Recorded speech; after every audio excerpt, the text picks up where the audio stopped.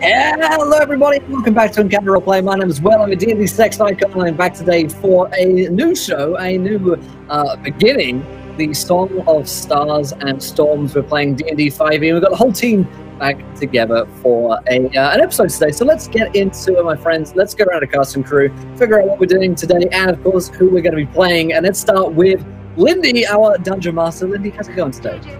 Hi, I'm doing super spiffy, and I will be playing the role of Dungeon Master today. So, you know, super exciting. I get to make all this up as I go and find out what these people are going to be doing, how they're going to react to the situation that they are put in, and, you know, just roll dice, maybe kill somebody. I don't know. We'll see how it goes. Love the sound of that. Love the sound of that. Well, let's meet the players for today. We have Bastian, our tech with us tonight on the screen. Yeah, you just got out of the there, but yeah, been great. Had a great Saturday. Looking at people chopping at each other, so I thought I'd bring my barbarian Grunsk from the 84-hour stream where he was a low B monster hunter. So today I'm going to continue that and chop stuff with my axe. I like the sound of that a lot. Also, we have Josh back with us tonight. Josh, how's it going tonight? It's going good. I will be playing the healer of the party who needs healing. His name is Moro Bloodworth. He's a tiefling cleric of the Grave Domain, and yeah, we're all gonna die. It's gonna be great. I'm super excited. When the cleric is that confident, you know it's only gonna go well. Oh yeah. I like the sound of that. And of course, we have Tia Lorelani back with us tonight. Tia, how's it going? Great! It feels so good to be back on ERP. Holy shit, it feels like it's been so long. I've missed you guys. I'm Lorelania. I'm a nobody, but I'm going to be playing the fun-loving, cares about everybody, puts others before herself. Zune Vondry of House Vondry, first of her name. Zune lives, bringing her back.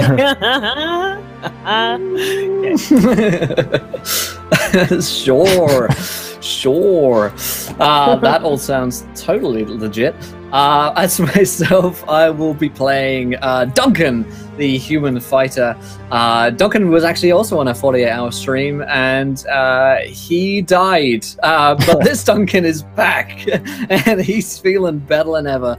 Yeah, he's sort of like an old soldier type, I guess, a little bit battle weary and worn, but he's ready to figure out what's going on with the stars today, and try and solve that problem. But before we get into the game and before we hand over to Lindy to explain what's going on in the campaign, I'll remind you guys of a couple of things. The first of which is, of course, we are sponsored today by Fantasy Grounds, our virtual tabletop of choice. Go ahead and check those guys out. It's fantastic virtual tabletop to play all of your games on at home. FantasyGrounds.com. The demo version is free.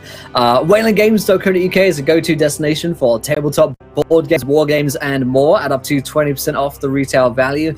And then last but not least, TabletopLoot.com is a place to go to get all of your beautiful, sexy dice. They're giving away a set at each of end of every Encounter Roleplay show, so stick around to the end and be in for a chance to win.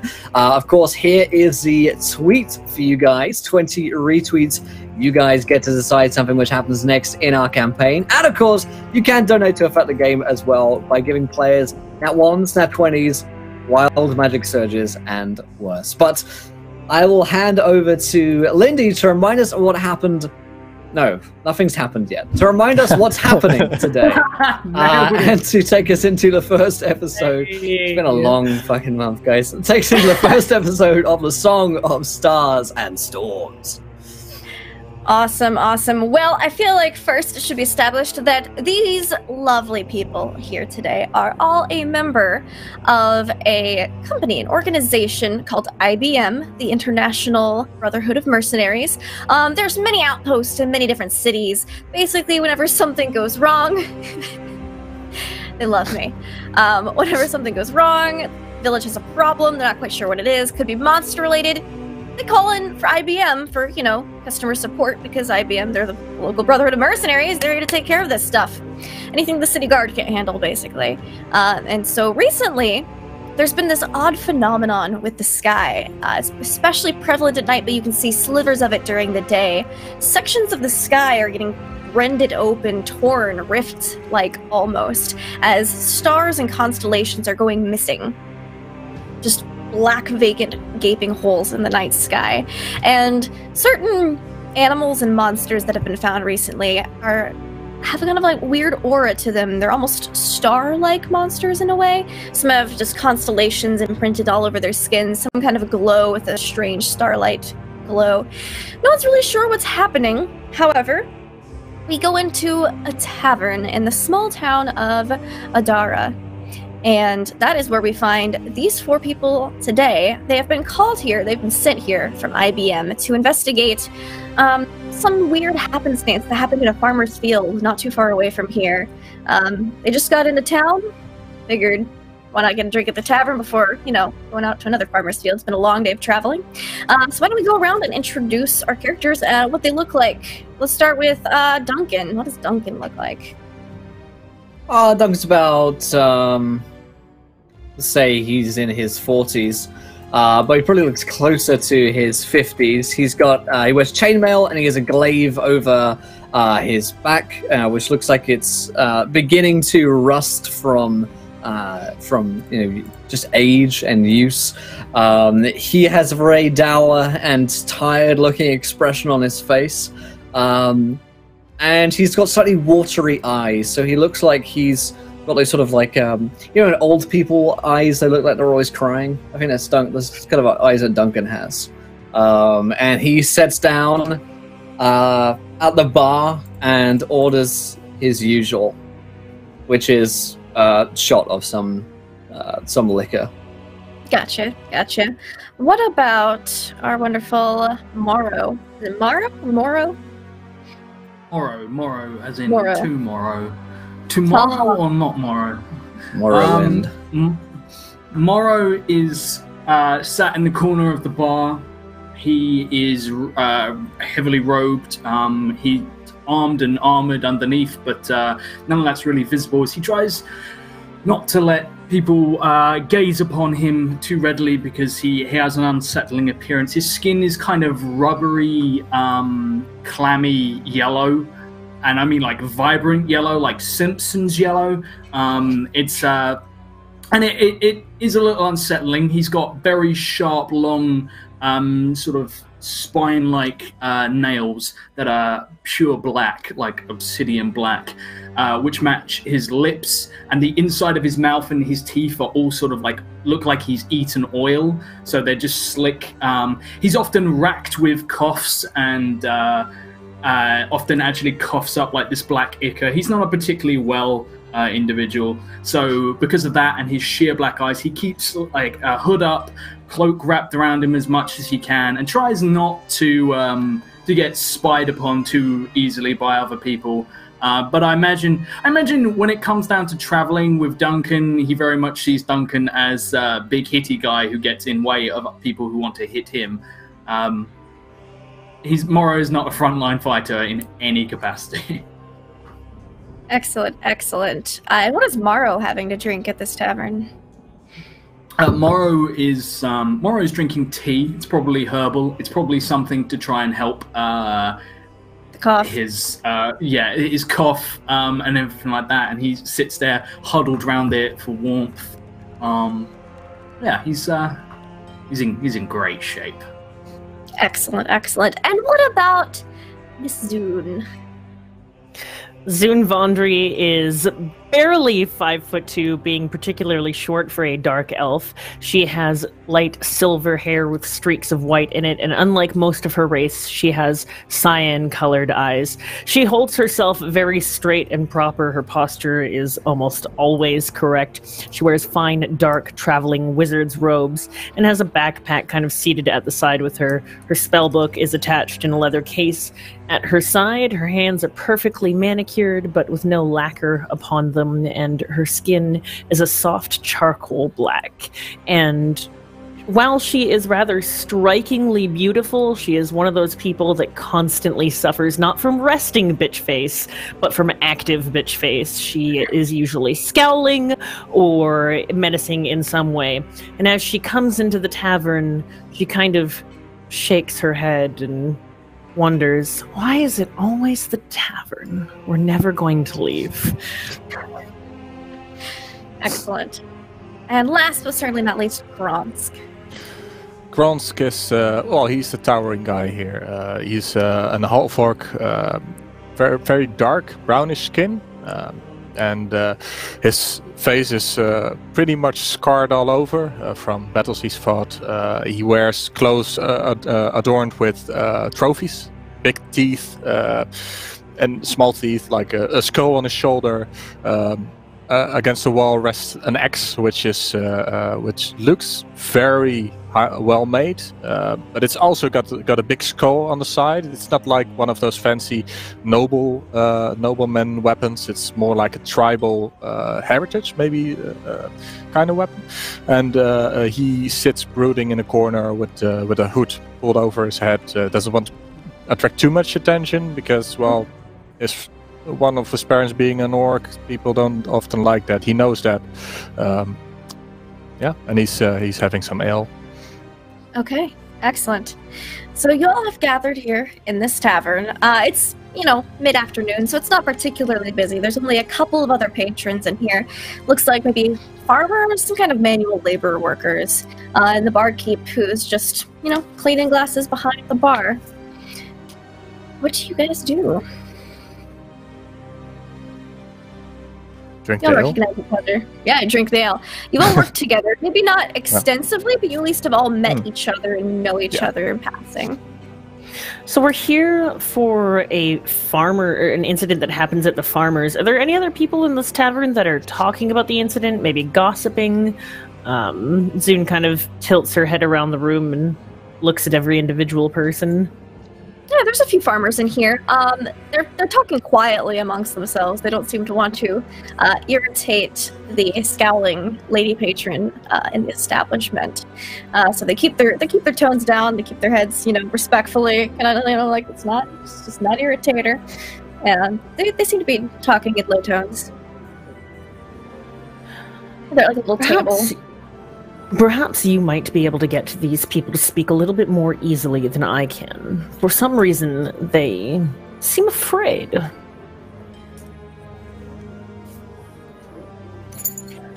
Who are you talking to? The group. I'm assuming we're sitting at a table. Oh, okay. Yeah. Oh, okay, right. So, I scowl. I look at you I look down upon my clothes and look at you, and I point at the other two. I'll talk to them. See what they have to say. I stand up, push back from the bar. To stand and then sort of think better of it and just be like, no, don't, I'm like, okay, I'll do it. And then oh, thank God Duncan stood up, and I sit back down immediately and drink tea. All right.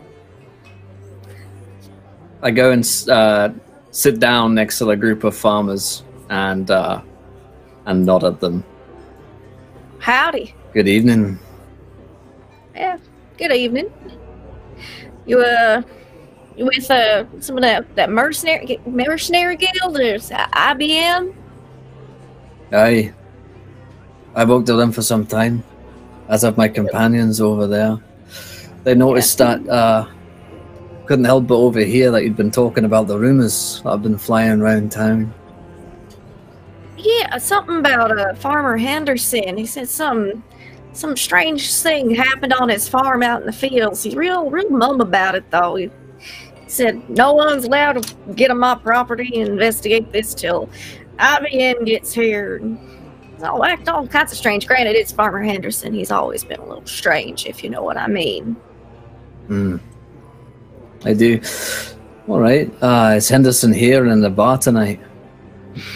He usually stops by in the evening. Yeah, if not, his farm's just down the way, right outside of town. He gives you some directions. It's about a half-hour walk south of the town. Thank you. A resplendent offering. I receive a resplendent offering, and that looks like it's wild magic surges for not Laurelania. Huh? Strange. So weird, huh? As I stand up, wild magic strikes my body. We're never gonna leave this tavern. No, that's. Nope. I really don't want to leave this one. I prepared to start fires. Like, no, Oh, I know it's the only way distrust- to leave. That was one for Interesting. everybody. Definitely, though, it's not me. I distrust other spellcasters. That Oh, sounds no. like me. Oh no! That sounds a lot like me. As this is happening, I'll stand up from the table and walk over to the crew. Something about old man Henderson and his farm. He's got some problems up there. He said the IBM meant to check it out. He should be stopping by tonight if we want to ask him some questions. Sounds good. We can go that way. It's probably the doing of magicians and the like spellcasters. Zune kind of turns her head. I would prefer to travel at night. The sun does not agree with me. All right. Well, he should be by this evening, so we can talk to him then. All right. All right. What do you have against spellcasters? Let's just say I don't trust him, and I've got reasons. Understandable. I don't trust spellcasters either. I don't trust anyone. Okay. Excellent. Let's see. Is that not Laurelania's Wild Magic Surge? That's 360. not Laurelania's Wild Magic Surge, which is just great. When a Who caster rolled does, 3669? That was me. Oh, okay. Oh, was it one That's for awesome. everyone? Or Yeah, one for everybody. Oh, okay. So when It's a new Zune show, dies, come on. a small religious cult starts to worship her. What was it called? D10,000. Yeah. Alright, Morrow. Exclamation mark. / die, space 1 D10,000. Next door. Yeah, the next door opened by Morrow turned into a vault door of heavy steel. Perfect. Oh my god! I'm like, let's go, That's not and the I one. quickly leave it out, and that You- like he gets. Was that a 10,000? Oh no, okay. No. I was about to say, oh god, it's 10,000. Well, that's the end of the game. You can folks. roll one for me, Will. I'm bad at that. I just no drag worries. stuff. I should make a WMS ability in the character sheet. There you go. 2165 for Gronsk reads, his lungs begin to function at half the normal efficiency. Oh, Some kind of like pug. So I'm instead of Super normal diff. breathing. Super intense reading. it's cool. All right, it's nothing too crazy. Gronsk's just, maybe it's all the pollen in this area. There's a lot of farms, a lot of, pollen that he's not quite used to in a specific area, this part of region of the world. He's got real bad allergies right now. It's gonna make him breathe in just hard.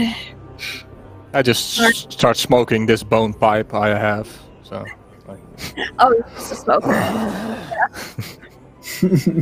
It's vaccinate. You guys wait around at the bar. It's not long before evening falls, and you see more people begin to trickle in. One of them appears to be an older man who's kind of got his hat, like a cap, kind of clutched in his hands, and he's kind of looking around. And he spots the group of you, and he beelines immediately for you guys. I wave him over. Anderson? Yeah, how'd you know? I We understand. are Oh, expecting you. You IBM? You look like IBM. You got lots of weapons and armor and stuff. That's good. That's good. That's real good. Got a problem on my farm. Hey, what's up? Yeah, we see this thing fell right out of the sky. The sky is falling and it landed on my farm. Got a big problem with it. You need to fix that. You need to put that back up in that sky. What exactly So- did it look like? Well, see, I was outside on my farm, minding my own business, and the sky fell and it landed in my cornfield.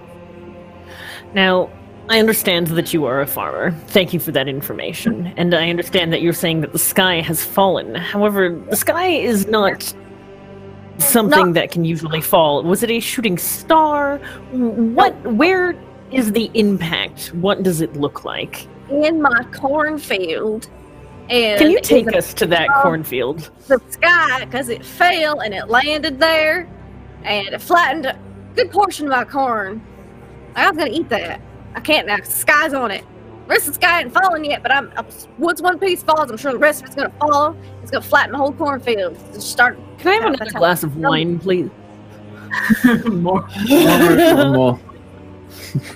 Moro like tags in at this point, realizing that this farmer is not long for this world, and he says, "Excuse me, child. I was curious. You said it fell. What exactly did you find when you investigated your cornfields?" Are you sure you thought me? I'm saying words, and it's like y'all just aren't hearing what I'm saying. What did it look like? It looked like a piece of the sky. Just boop, right in my cornfield. Stars and everything. How far away is your farmstead? I've got about 4 or 5 minutes. Could you take us there so that we may investigate this piece of fallen sky for you and resolve your issue? Maybe get like a little tar or something, help stick it back. I don't know what you use to fix the sky, but tar is indeed what you use to fix the sky. Zune says, blinking, like wanting to be punched in the face at this moment. I got tar, so if you need it, I will stand and say, I will just pay my tab. Zune, would you accompany me? And I will start making my way over. He's quite hunched as he moves over towards the bar. I'll bend over, pick up my backpack, take the glass of wine from the bar top, and walk out the door, drinking on my way out. I say, come on, Gronsk. We can't let these two alone with him. There's no honor in killing this guy, right? I don't know. Maybe. Maybe a sky serpent. Let's go look. All right. I would like to place a wager. I turn to Zune as we walk out and I say, 5 gold pieces says it's a puddle that he can see the reflection of the sky in, and he's confused. 5 gold pieces says that it's some sort of small meteor. he like holds out a hand, but he does have the courtesy of like draping his robe over the hand, so you don't actually have to touch his skin. Verbal agreement is fine, she says, and continues walking.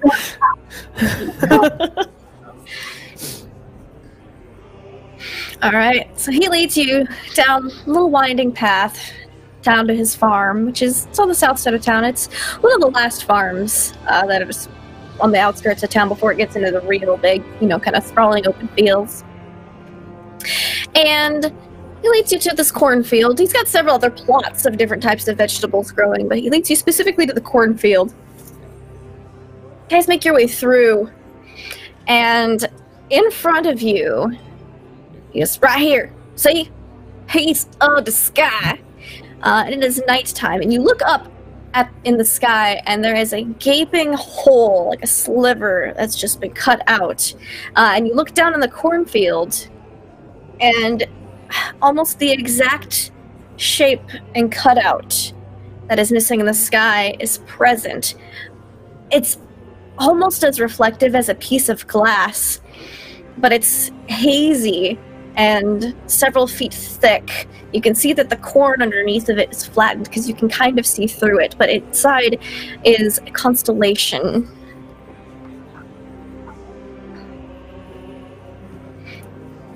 Oh, that is strange. Zune, you know magic. Is this... What is this? Can I... Is it a portal, perhaps? You don't know. I've never seen anything like this before. I pick up one of the corn cobs from the field and toss it at it. You toss it at it, and make me a... Oh gosh. Make me a athletics check just to see how hard you toss it. Imagine Gronk's is a pretty strong dude. Oh, so it's just like a little an underhanded throw. Yeah, just like underhanded. Okay, you're not like pinging it. I'm intently watching for the reaction of like the second it hits or gets near it to try and judge what kind of magic it might be. It kind of skips a couple of times, and then when it comes to a rest near the center, it slowly just sinks down through it. You can see it on the top of the rest of the stalks of corn laying in the field. But it definitely bounces a couple times first before sinking through. Curious.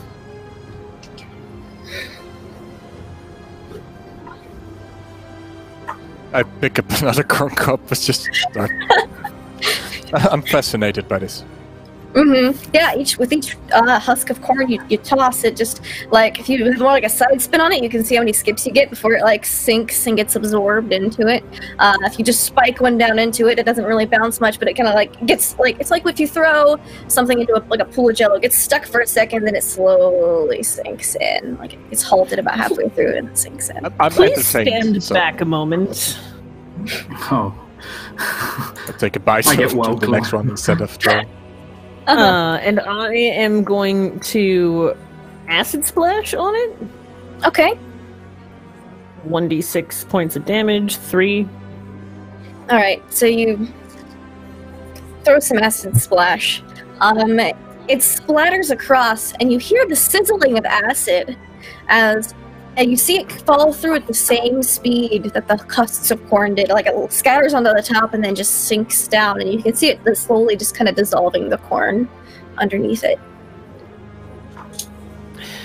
Non-magical items do not pass through it. Magic does not seem to affect it.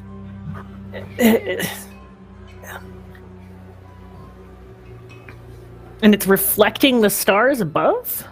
It's like there's a piece of the sky that's missing, and like almost like a shape like this, and that exact same shape is in the cornfield of this strange material, and inside of it is a constellation. It's not reflecting any of the other stars in the sky. It's like that piece of the sky is missing, and instead it is here. I would like to start sketching out what I can make out in the constellation on the floor. It's a little hard because it's such a large piece. I'd say this piece of sky is probably like 30 feet wide, 50 feet long. It's a rather large swath. Okay. You can definitely start sketching. I will do what I can, yeah. Yeah. You like stand on like a hay bale, you can get like a little bit of better perspective and sketch a little bit, a little bit easier. Okay. After I've got sort of a rough guesstimate, can I tell if there's anything specific about the stars that have fallen? Is it like, for example, are they linked to a specific god? Are they? Give me a religion or history check. I will go for one of those. Let's make it a religion check. So that is plus. That is a natural 1. There's gotta be some type of correlation. You just haven't figured it out yet. There's gotta be. Yeah. This is. I hold them up and I see a triangle and I'm. Yeah, there might be some kind of pattern with this constellation and the other constellations in the sky, but you just, you haven't drawn up your full conspiracy board yet, so you're not entirely certain. As I am Zune Vondry, I'm going to attempt to touch it with one of my hands and see if it hurts. It's like keeping traditions alive. Okay, so you touch it with one of your hands. My left hand. Your left hand. Okay. Give me a wisdom saving throw. Oh boy. My wisdom modifier, I think, is 0, so it's just a straight d20, keeping it nice and easy. Whew, 19. 19. Okay. You like touch it with your hand, and it feels almost gelatinous. Like you just put your hand through it, and it just feels kind of like goo or jelly. But you touch it, and it's cold but hot at the same time. It's this weird kind of icy heat. But pull your hand out. There doesn't seem to be any damage. But when you stuck your hand in, it was like rather shocking because it's an odd sensation. You kind of just felt it go through your whole body. Hot and cold has its own kind of reverberation. Is this some sort of alive being? Is this some sort of creature that I might know from different planes of existence? Give me an Arcana or Nature check. What could leave a trace like that? That seems like something a beast leaves behind. Arcana? / 1d20. Yeah. That is a 13 in total on my Arcana. Okay. This is definitely magical. You know that for certain. What languages does Zune speak, out of curiosity? I speak Drow, Dark Elven, Abyssal, Common, and Elven. Okay. It doesn't remind you of anything, but it's definitely magical, and it's old magic. It's ancient magic of some kind. You've not really read of anything like this. This is a bizarre phenomenon, but you saw on like the IBM like work board, the job board back at the hall in the last big city you were in. There was other kind of odd circumstances involving the sky or stars or meteors, so there's got to be some kind of significance to this. There's some sort of ancient magic here, something that I have not been schooled in. It correlates with some of the messages that we've had before from IBM about objects in the sky. It does not appear to be a living creature. And she continues circling around it, pondering. Something dead? Undead, then? Or do you mean something from the stars? I cannot be certain yet. It may just be magical into itself. I do not know if I necessarily believe that it is alive. Anything that is alive would have reacted to my acid that I deployed at it, or the corn. She says, struggling for the common word for corn for a minute, that was lobbed at it by dear Gronks here. See. Grons who comes walking up with a goat in his hand. Perhaps it is immune to certain types of magical damage. Do any of you have magical weapons? And then I kind of motion a hand over to it, like, stab it now. When in doubt, try killing everything. I'm actually just gonna slowly drop the goat half into it and see if it dies dunk it? for like a minute. You're dunking the goat. Yeah, I'm dipping. It's like a biscuit.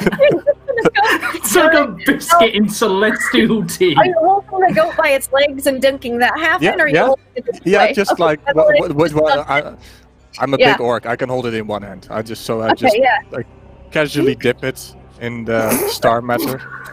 Zoom nuts at this method. this is science. And I wait till it either dies or do whatever you want with it.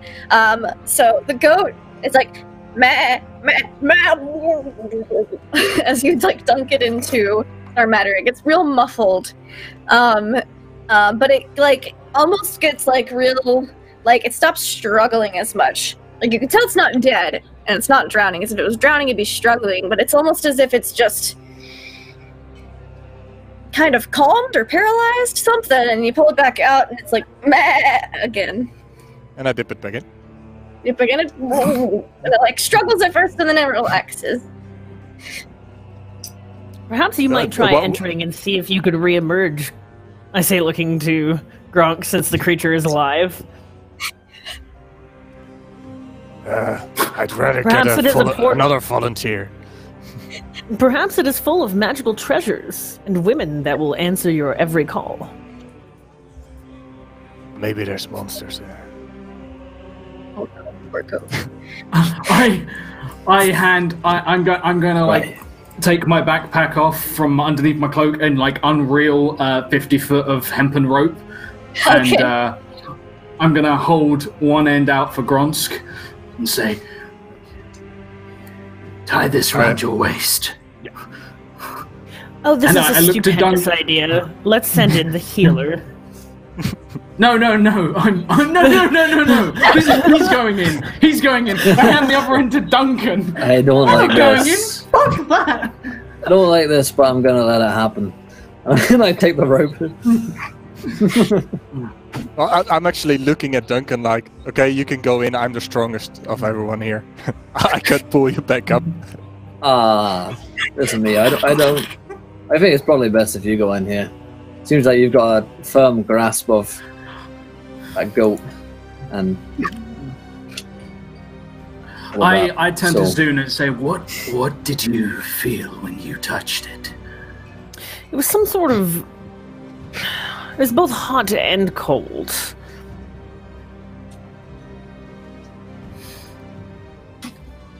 I'm trying to think. Do I have anything that could? I guess I can ritual cast detect magic, and see if I can figure out a little bit more detail. Whilst Duncan and Gronsk begin their tug of war.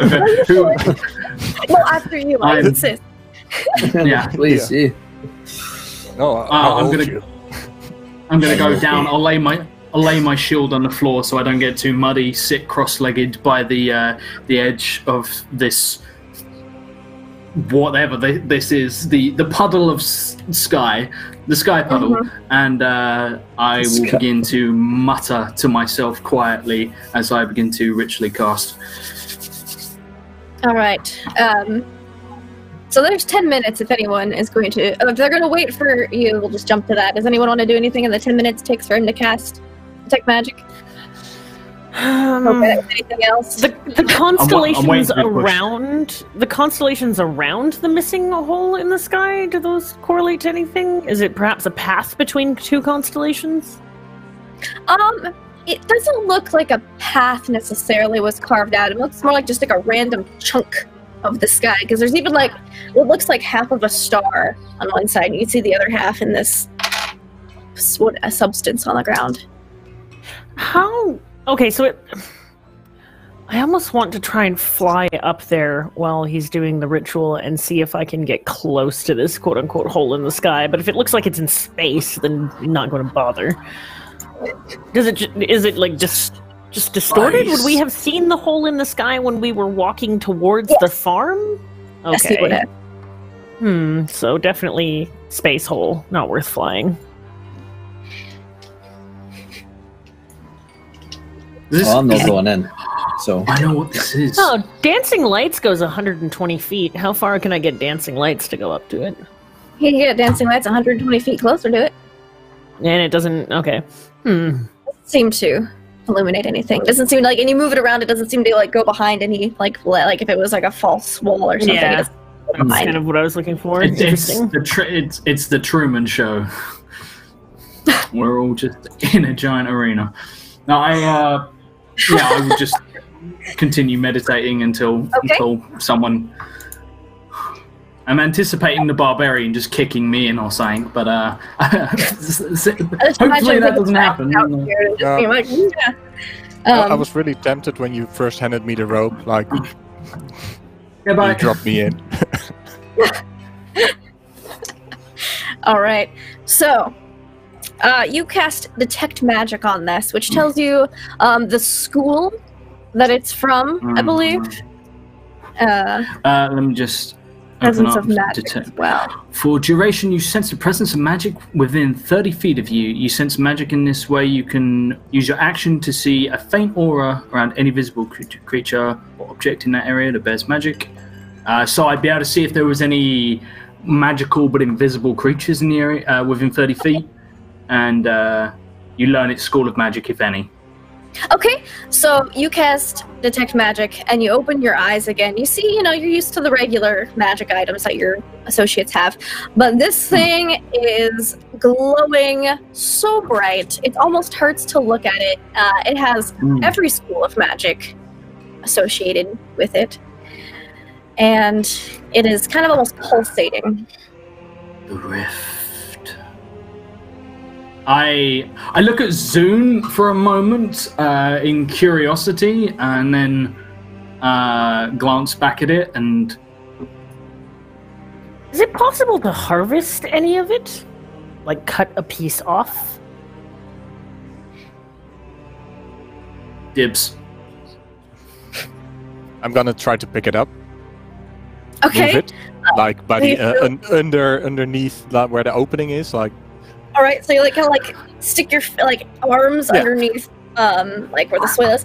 You stick your arms and you feel. Give me a wisdom saving throw, by the way. So you're touching it. Yeah, I'm a barbarian, right? I'm good at those kind of things. Yeah, I'd very much like to try and cut a piece off with my dagger, if at all possible. Okay. 5. 5. Okay. I'll make a note of that. Uh-oh. Oh boy. Yay! It doesn't move. I guess. It feels hot and cold at the same time. It's almost blindingly hot and cold. But it balances out, and you don't feel pain from it. Just that sensation, go through all of you. And you kind of you try to lift up, and your arms just kind of slowly pass up through it and pop out the top. You take your dagger to it, Zune. Do you have a magical dagger? No, it is just a plain dagger. No effect. It seems to be magical weapons. Sparkly when you take it out. That's the only effect it has on it. The goat's a little sparkly too. And so are Gronk's arms now.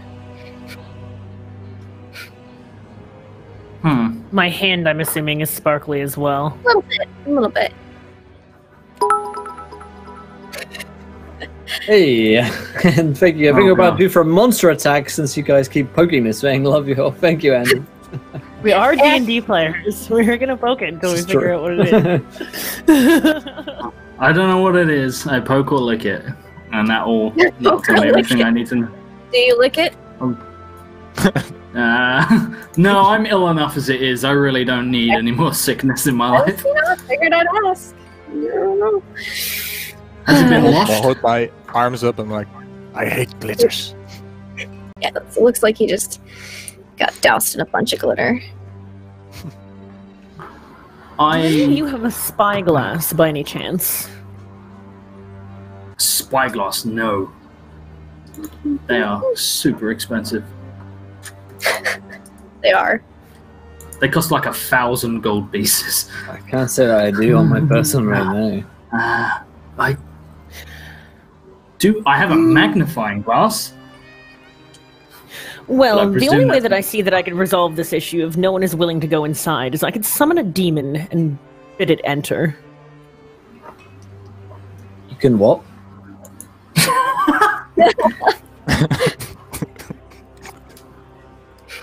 I could summon... It's one of my more powerful spell slots, but I could summon a demon and have it enter, though I prefer not to use such powerful spells. Let's not do that. She shrugs, Have you tried summoning a demon? Gonna have its head as a trophy after. Demons usually talk amongst themselves, and I would prefer if you didn't. I'd like to have them keep doing my bidding. I'm not a fan of the demon idea. Let's, you know what, I'll go in. Alright. At this point, I'm going to cast Mage Armor on myself, just to... Okay. I hand you the other end of the rope. Hold on tight. I'll cast, I go over to Duncan before he goes in, and I say, safe travels, child.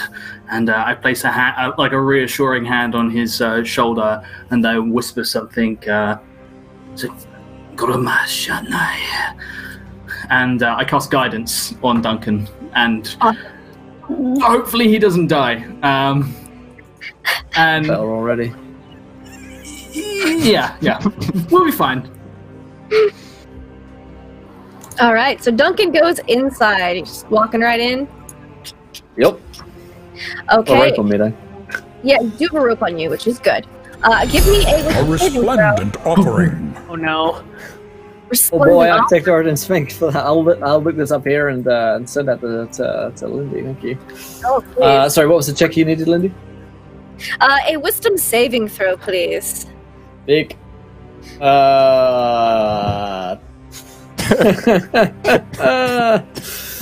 That's a free, Lindy. I'm gonna make a note of Is that. a Thank free. you very much.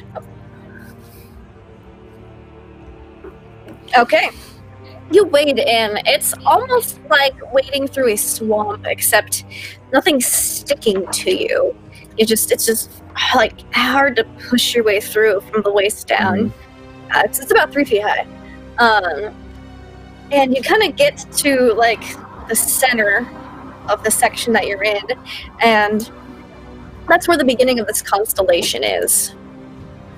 So you're gonna like wade out to like a constellation. Yeah. Are his feet touching like the corn on the?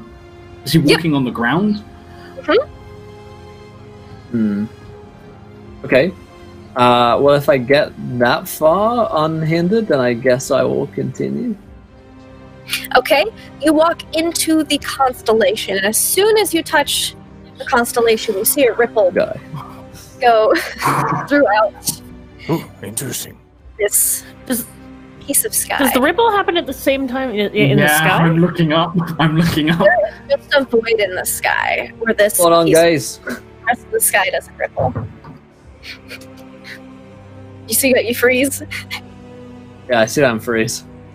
Yeah, it just ripples, and it kind of like gets real still and goes back to being. But he doesn't start to sink? It doesn't start to sink.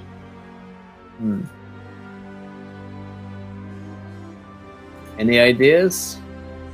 The only thing that I can suggest at this point, since we cannot enter it, we cannot attack it, is that we find some way of putting it in a caravan and taking it back with us to the guild, so that greater minds might prevail.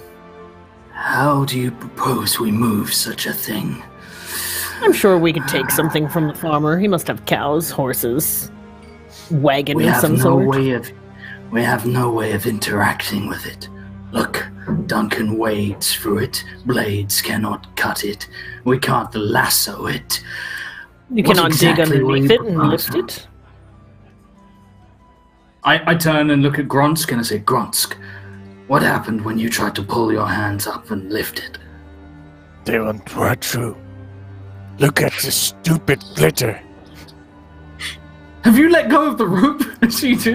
But the rope is around my waist, so Waist. it's like there. So I'm like, it's just hanging through the constellation, probably through the stuff. Once again, I ask you if any of you have magical weapons, swords, daggers, something. Stab it. I do. And if it breaks, you pay. So I just take it like a shopping axe, and just like the Like corner of it where it comes together. Yeah.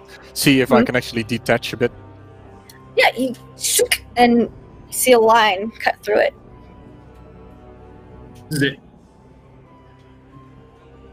Does part of Can I it come pick up away? what dropped down? Like you could use your axe and you kind of like scoop it up. You've got a little like a sliver like kind of jiggling on your axe. Interesting. Zune perks up a little bit. Could you cut My off a baseball small bat is- piece for me? Yeah, I'll just slice like a little bit off. Like Okay. I got your axe, just like chop it up.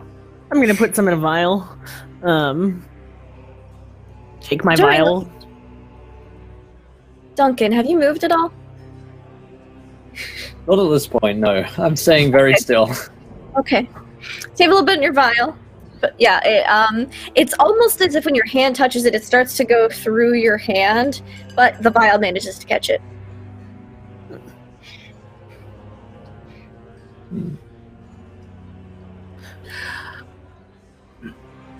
Did you say that you cast Detect Magic on it?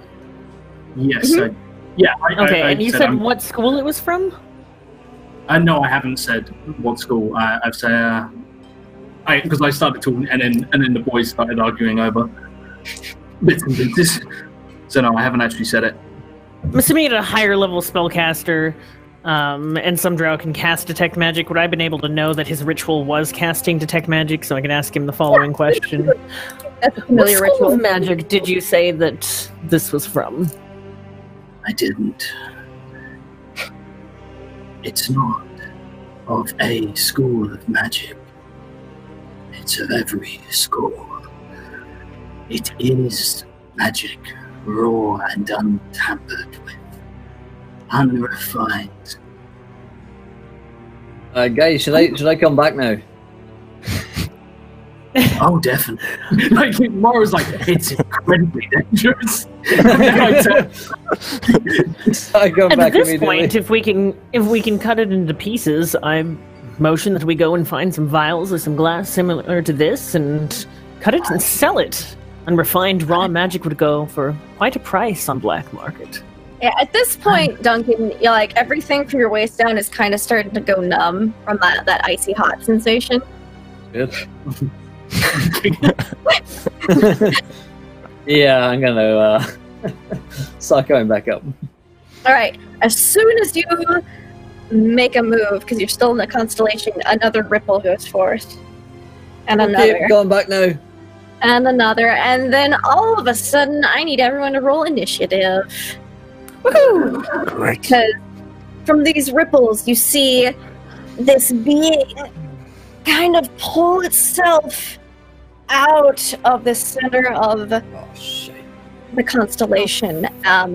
It's like, but it's kind of odd. You know, like the paint dipping, like when you dip something and the vinyl decals in the paint, and it just sticks to whatever object it is. The constellation almost sticks to the kind of shapeless form that's pulling out of this piece of sky. It's amorphous, but it seems to have multiple appendages, and it's got the constellation. I don't know exactly. I don't like this. All right, so yeah. Oh, it's right next to Duncan. So, I got my glaive off my back. Help over here. So yeah, everybody, let's roll an initiative. So I've got Gronk's. Morrow I'm is at on. an 8 initiative, 14. Nat Right. 20. Nat, good, Nice. Duncan. Thank God. That's good for you. Let's see. What does this thing roll? Oh, it didn't roll very well. Thank God. Oh no. We have Duncan, Soon, Gronk's tomorrow.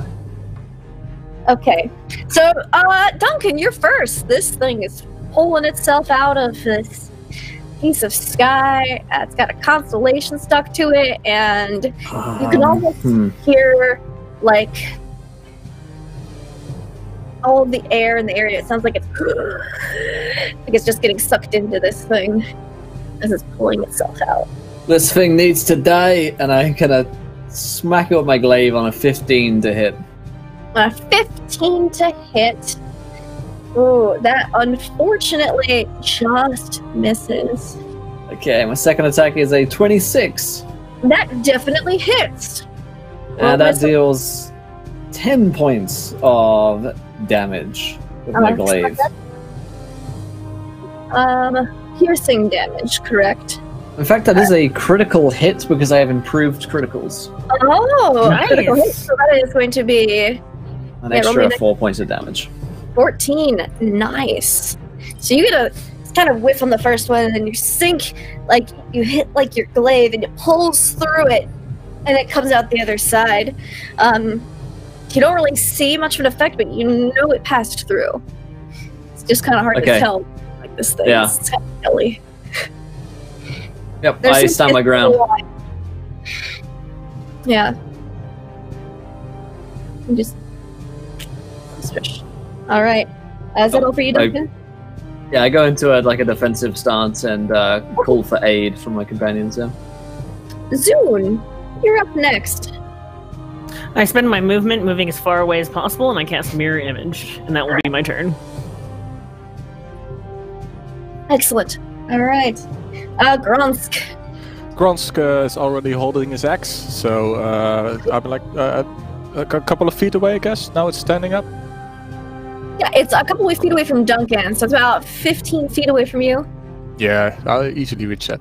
I enter rage as a bonus action, and I charge towards it for my 15, or for my 4 steps, and with a small leap, I chop down twice. Okay. Excellent. You kind of feel that familiar hot, cold sensation. Gronsk is pretty tall, so it's only from like your thighs down. But it's difficult terrain in this area because you move real slow, but it's only 15 feet, so you've got plenty of movement speed, and you're able to make your 2 swings against him. Okay. First one. Nat 20. 20. Yes. Yes. And I'll roll the second one as well. The second one is a 17. 17 will hit. Okay. So I rolled damage 3 times, I guess. Yes. Okay. First one. 12, 28, and 17 and you're extra. Too, so don't you have brutal critical? Let me take a look. I think you do. I think you get to roll one more d12. Oh, damn. Oh, It's crazy. It didn't add it to the traits. Oh yeah, I think I do. So Yeah, one just roll it. separate d12. It's 11, so that's double 28 times 2, so that's 56. Very nice. Very, very nice. Excellent. And we are down to a trophy. your axe kind of carves through it, leaving faint lines across its blobby body. It's really kind of disconcerting because you're used to seeing, blood and gashing rends. This just leaves a faint, almost silvery line where you strike it. And it is going to be Morrow's turn.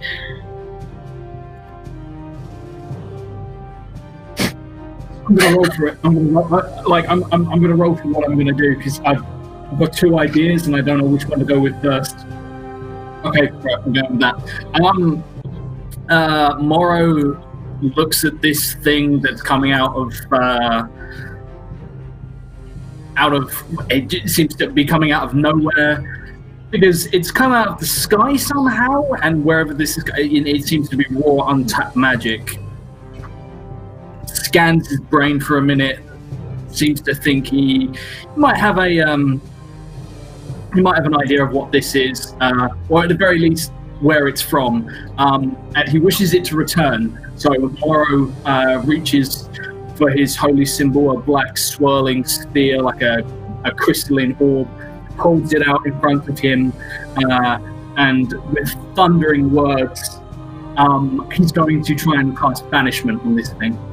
Because fuck that, whatever that is. Fuck whatever that is. Okay, what's your spell save DC and what save do I need to make? Give me 1 second. It is a charisma saving throw. The DC is 16. Alright, let's see how he deals with this. Yeah, he fails. You see... So yeah, I hold out the crystalline sphere, the ball, and hold it out in that direction. And as I do, I mutter my words, and black swirling energy seems to lance forth and wrap itself around this thing, and it vanishes. But Morrow practically drops to one knee, begins coughing almost how it vanishes is the black tendrils kind of wrap around it, and you hear as the tendrils kind of just shove it back down into this piece of sky, and you see the constellation kind of just spinning there with the black tendrils holding it there because you have to concentrate on the spell for a minute before it's vanished. So 1 minute. So that time, during that time, I will call out for the rest of my action. I will just say, Duncan, get clear. Oh, Gronsk is in there too. You as well, idiot!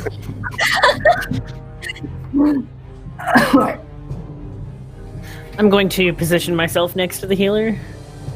Okay. And since it's 1 minute, my my mirror image will go down. All right.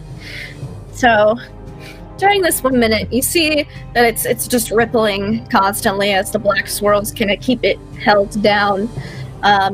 But Duncan and Gronsk get clear, and after a minute, you see the black tendrils pull back off and kind of dissipate, and the constellation pulls back out into the piece of sky. Before that minute is up, as she's next to me, I would like to turn to Zune. Once the lads are out, I'm going to turn to Zune and say, "Can you see what it is on the other side?"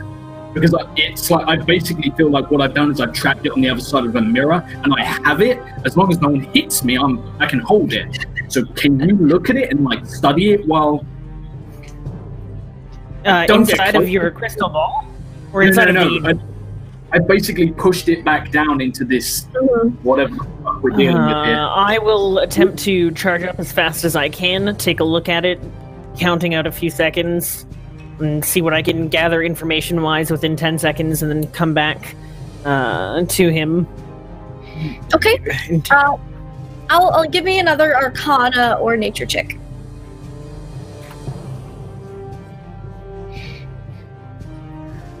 That's a 9. I'm running up, I look, I'm too panicked, I'm afraid of getting hit, and I run back. Nope. Something star-like. Because it's not that one this time. Some celestial, maybe? Stars? You're not sure. I have no idea what that is. And then I'm going to go into spellcasting again. During the final minute to recast my mirror image and be prepared to spellcast as soon as it comes out, if possible. Alright. The banishment is concentrated on for a minute, and you see the constellation kind of just pull back out. And the ripples stop. It goes back to being still. And it doesn't come back out? It doesn't come back out. Which means it's not from this realm. What the hell was that thing? Not of this plane of existence. Which means this is some form of portal, as Zune theorized. That makes you feel better. A moment of... And I'm going to sit down because I just realized I didn't even have my shield equipped then, so because I was sitting on it, so I'm going to slump down on my shield for a moment and catch my breath. If it is a portal, that would mean it would need a point of origin or someone to be controlling it. When you cast your Detect Magic, did you see anything else in the area?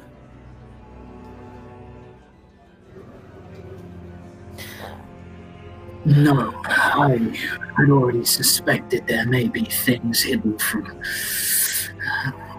common sight, but as they say that, I do a quick scan of the entire perimeter using my eagle eyes of being a totem warrior. Excellent. Yeah, give me a perception, investigation, or survival, whichever one you're kind of focusing on more. In this case, perception, just purely on sight. No, that's the wrong one. Here, this one. I believe at this point, as I am known for loving and caring for the people, that we should have the town evacuated. Oh, that's a 6. That's a 6? That one. I rolled first in the box and it had an 18, and then, but it didn't register. Sick. Yeah, I hate that. Yep. So you're looking around. It's almost uncanny. I have the eyes of an eagle. You don't even see the goat tracks. It's crazy. You know me as having the best eye of the party, so. I look to Zune and say, "And where do you propose we evacuate them to?" That is not my problem. They just need to leave. No. Actually, Gronsk, while you're looking around there, you don't see anything you're looking for, but you kind of near the edge, the farther edge that you guys haven't really explored near yet, as you walked around the perimeter, you find something kind of shiny. There's something there. What? As I start walking towards it. I stand and equip my shield. I've tried and follow him. All right. You see kind of like buried in the dirt a little bit, right on the edge of this piece of sky. You see the hilt of a dagger? But it's kind of odd because you see the same kind of black swirl on the end of this dagger as is on Maro's holy symbol. I pick it up.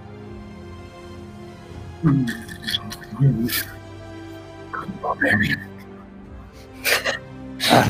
And I take it to the people I know that know magic. So I'm like, I found this. As he's already touching it, I reach my hand out for it. I hand it over. That's no fighter's weapon. Yes, it's a very petite dagger, although a little wicked looking. It's the hilt of it's dark black, almost obsidian, and it's got like the same swirling pattern that matches Maro's holy symbol. But the blade of it is covered in this stardust, and it's almost translucent. I look over to Moro. Are your It's very petite. It's people like this known long. for carrying such weapons? Do I recognize this kind of weapon in any Do fashion? you still have that goat around by chance? Perhaps if we sacrifice the goat with the weapon, it will resolve this issue. Give me a religion check, Maro. Okay.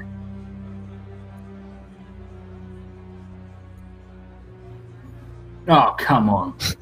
Our rolls today. 4, 9. You've never seen anyone from your clergy use this kind of dagger. It looks. I will give you that. It looks ancient.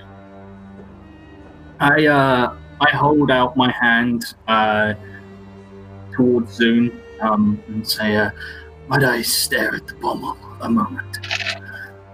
And I will hold out my holy symbol, this swirling orb, and denote the similarities between the two.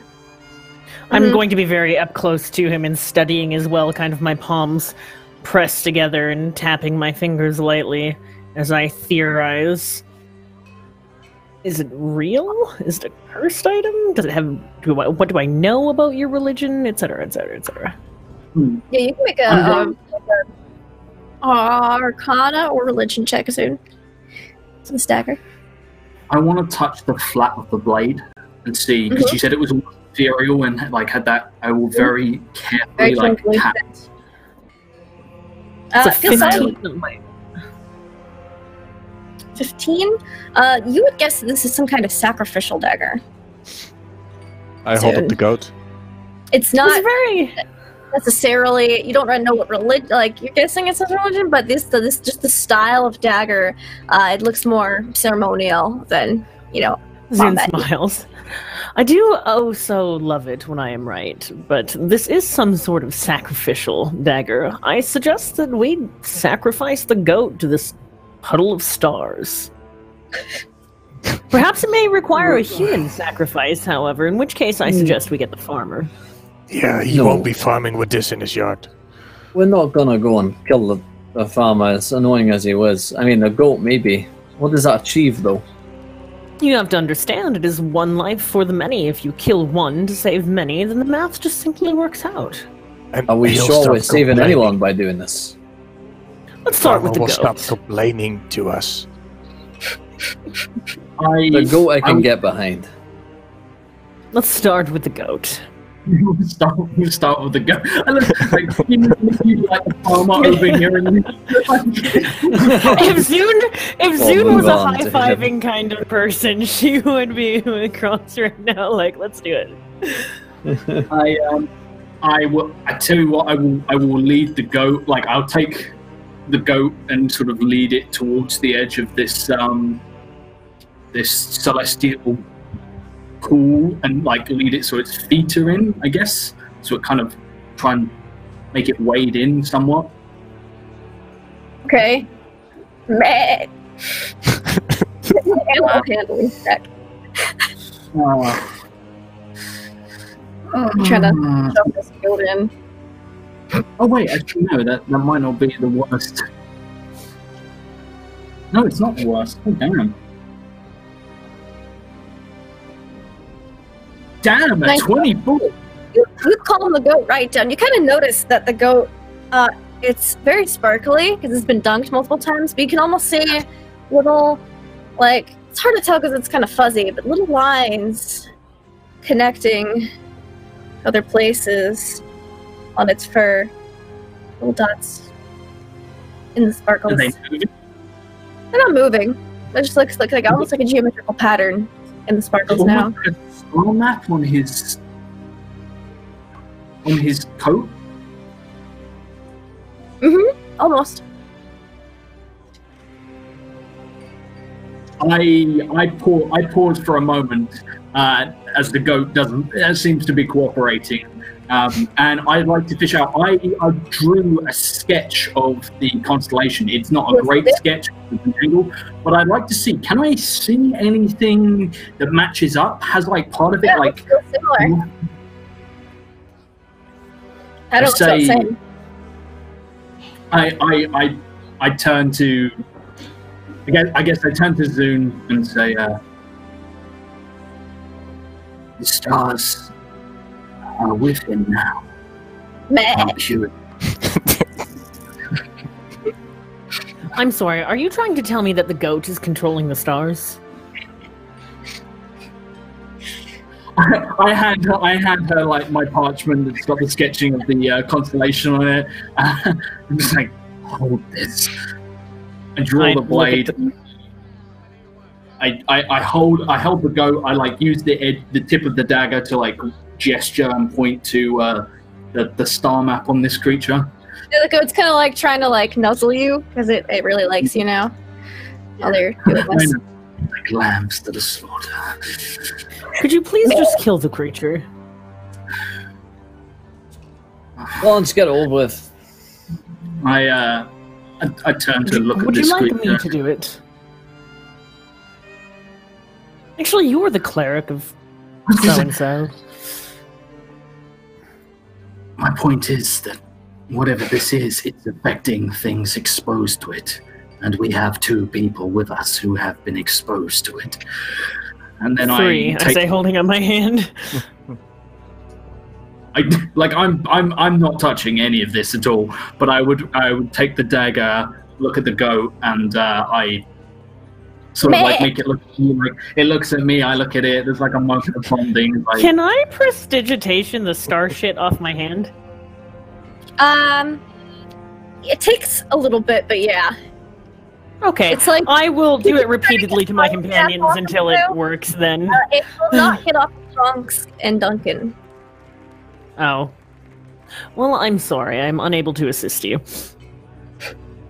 as you're doing that in the background, right? And then a slight screeching sound as I execute this goat.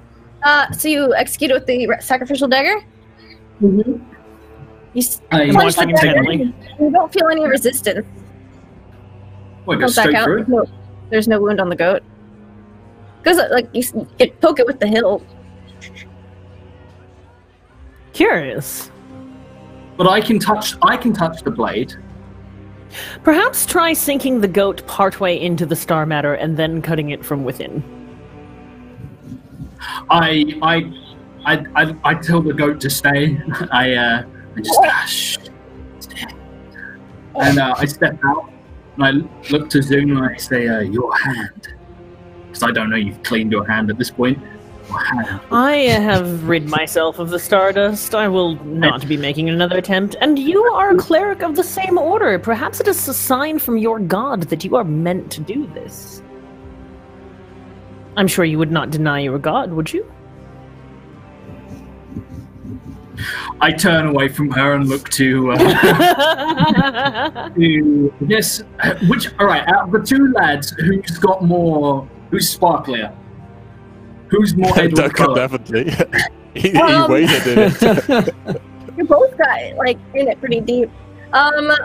Let's see, who nat 1'd on their wisdom saving throw? I think it was one of you guys. That was, yeah, okay. Then Duncan's a little sparklier.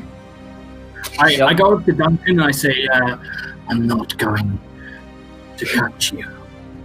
As I come towards you with a sacrificial weapon. Like, I do my best to reassure you.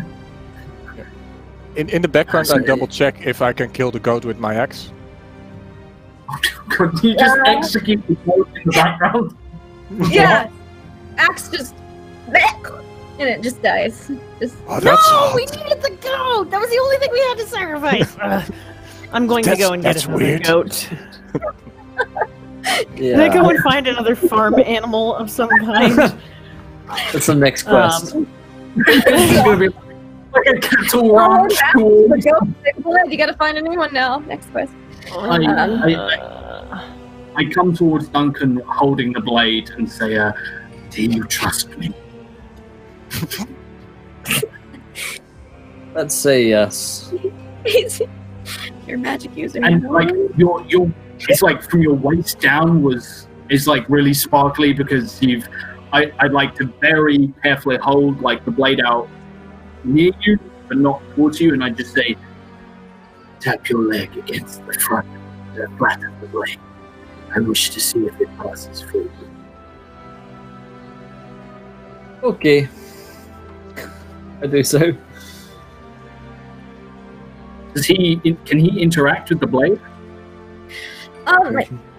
Yeah, you feel like something passing through you. It's a weird sensation, but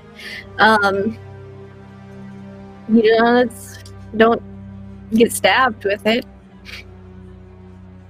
So what? So the blade just passes straight through him without him at all. He feels it like something passing through. It's kind of a weird sensation, but doesn't hurt.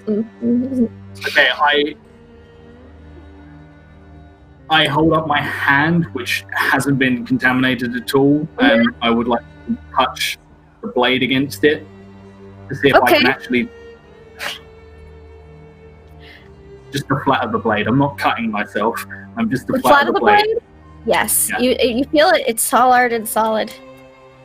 I look and I say, for some reason this blade will not cut through anything tainted by this celestial excretion.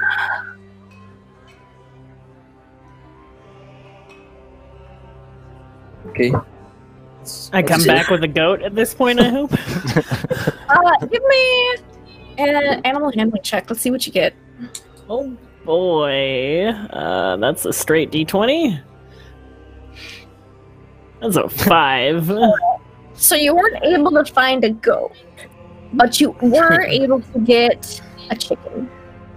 A really fat, lazy chicken. Arnold. I come back with the chicken leg under my arm. I reach out Your for surface animals confuse me. Is this worthy of sacrifice? It's a start. I hand it neck over. I take it neck over like the most uncaring transaction of a chicken. I'd like to hold it over the edge of the select ball, and I'd like to try and cut its head off. Try to cut its head off, and you do so. Just bleeds all over the place. I direct the blood as if I'm watering the ground, seeing if it interacts. Over the piece of sky. Yeah. You see the blood. It kind of does what the acid splash does. It hits it, and then it sinks through it and touches the corn below. Do I have the identify spell? I don't think I do. I don't either. That is exactly why I am a little tilted. Yeah. I go back to my initial idea of I would like to summon a demon and send it through the portal and then have it report back to me. We have no way of knowing how to transfer through the portal. At this point, you hear, so y'all managed to figure out we can put this back up in the sky yet? Absolutely. We just need a willing person who has a heart of pure goodness to walk through it. I detected that you have such a heart. Oh, no, but my neighbor might. He's got a real nice, he actually, like, helps people and stuff. But I made y'all some coffee because I made too much. So, y'all thirsty. It's a little cold out, That's real nice of you.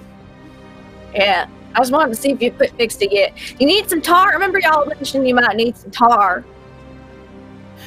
That is not required yet. And is that Ziggy? Did y'all kill Ziggy? We needed to do some experiments in order to determine what piece of the sky this is. Hey, Ziggy's with the stars now. He's in a better place. It's just stardust. Ziggy is kind of in like two pieces, like two full pieces with a clean cut.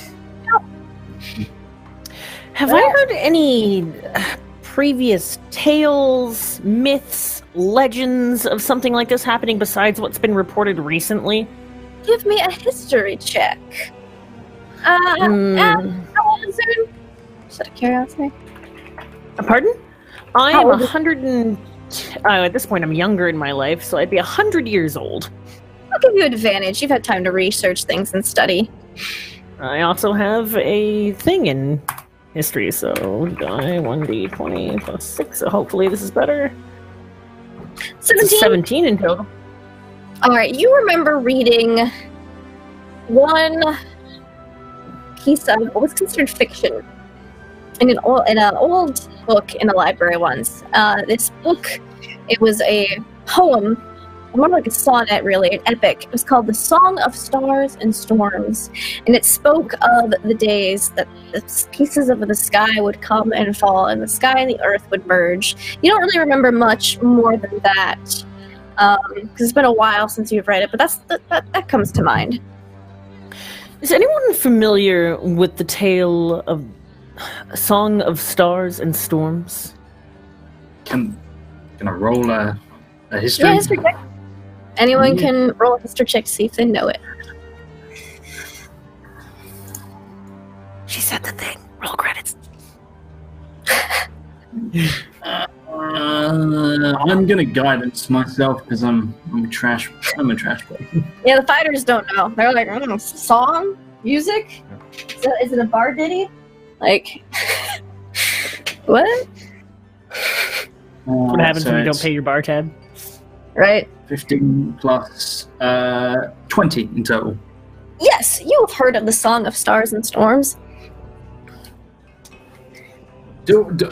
Is it like spoken of as like an age or like a celestial alignment where the stars line up? It is an ancient text. It's very, very old. Mostly regarded as a piece of fiction by most scholars.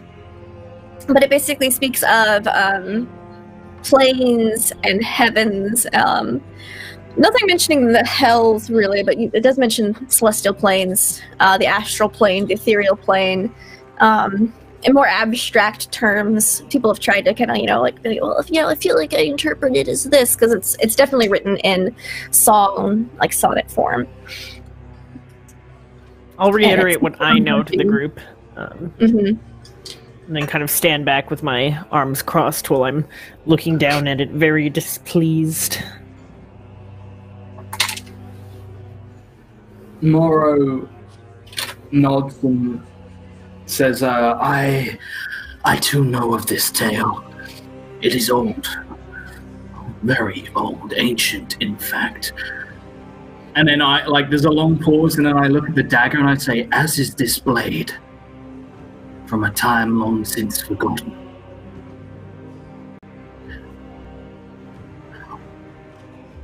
Are there any celestial events up and coming, like an eclipse or anything that would be common knowledge?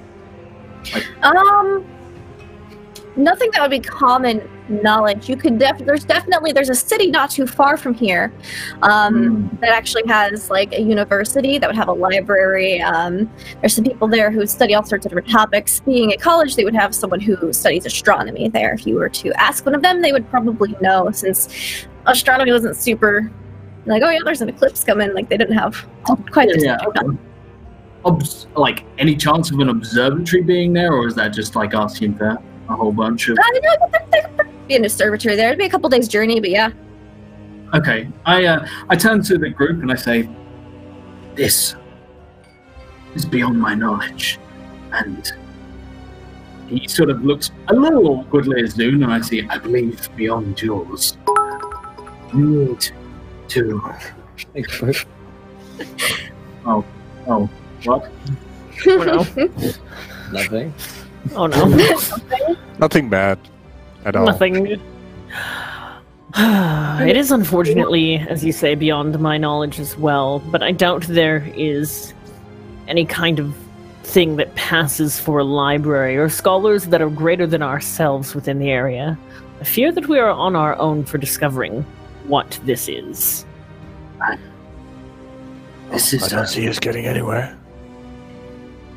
This is reoccurring. Actually, I see the dagger. What's everyone's passive perceptions, by the way? Just 10. no reason. Like 11. 15. 15? 18. 18. Excellent. Just continue on. No reason.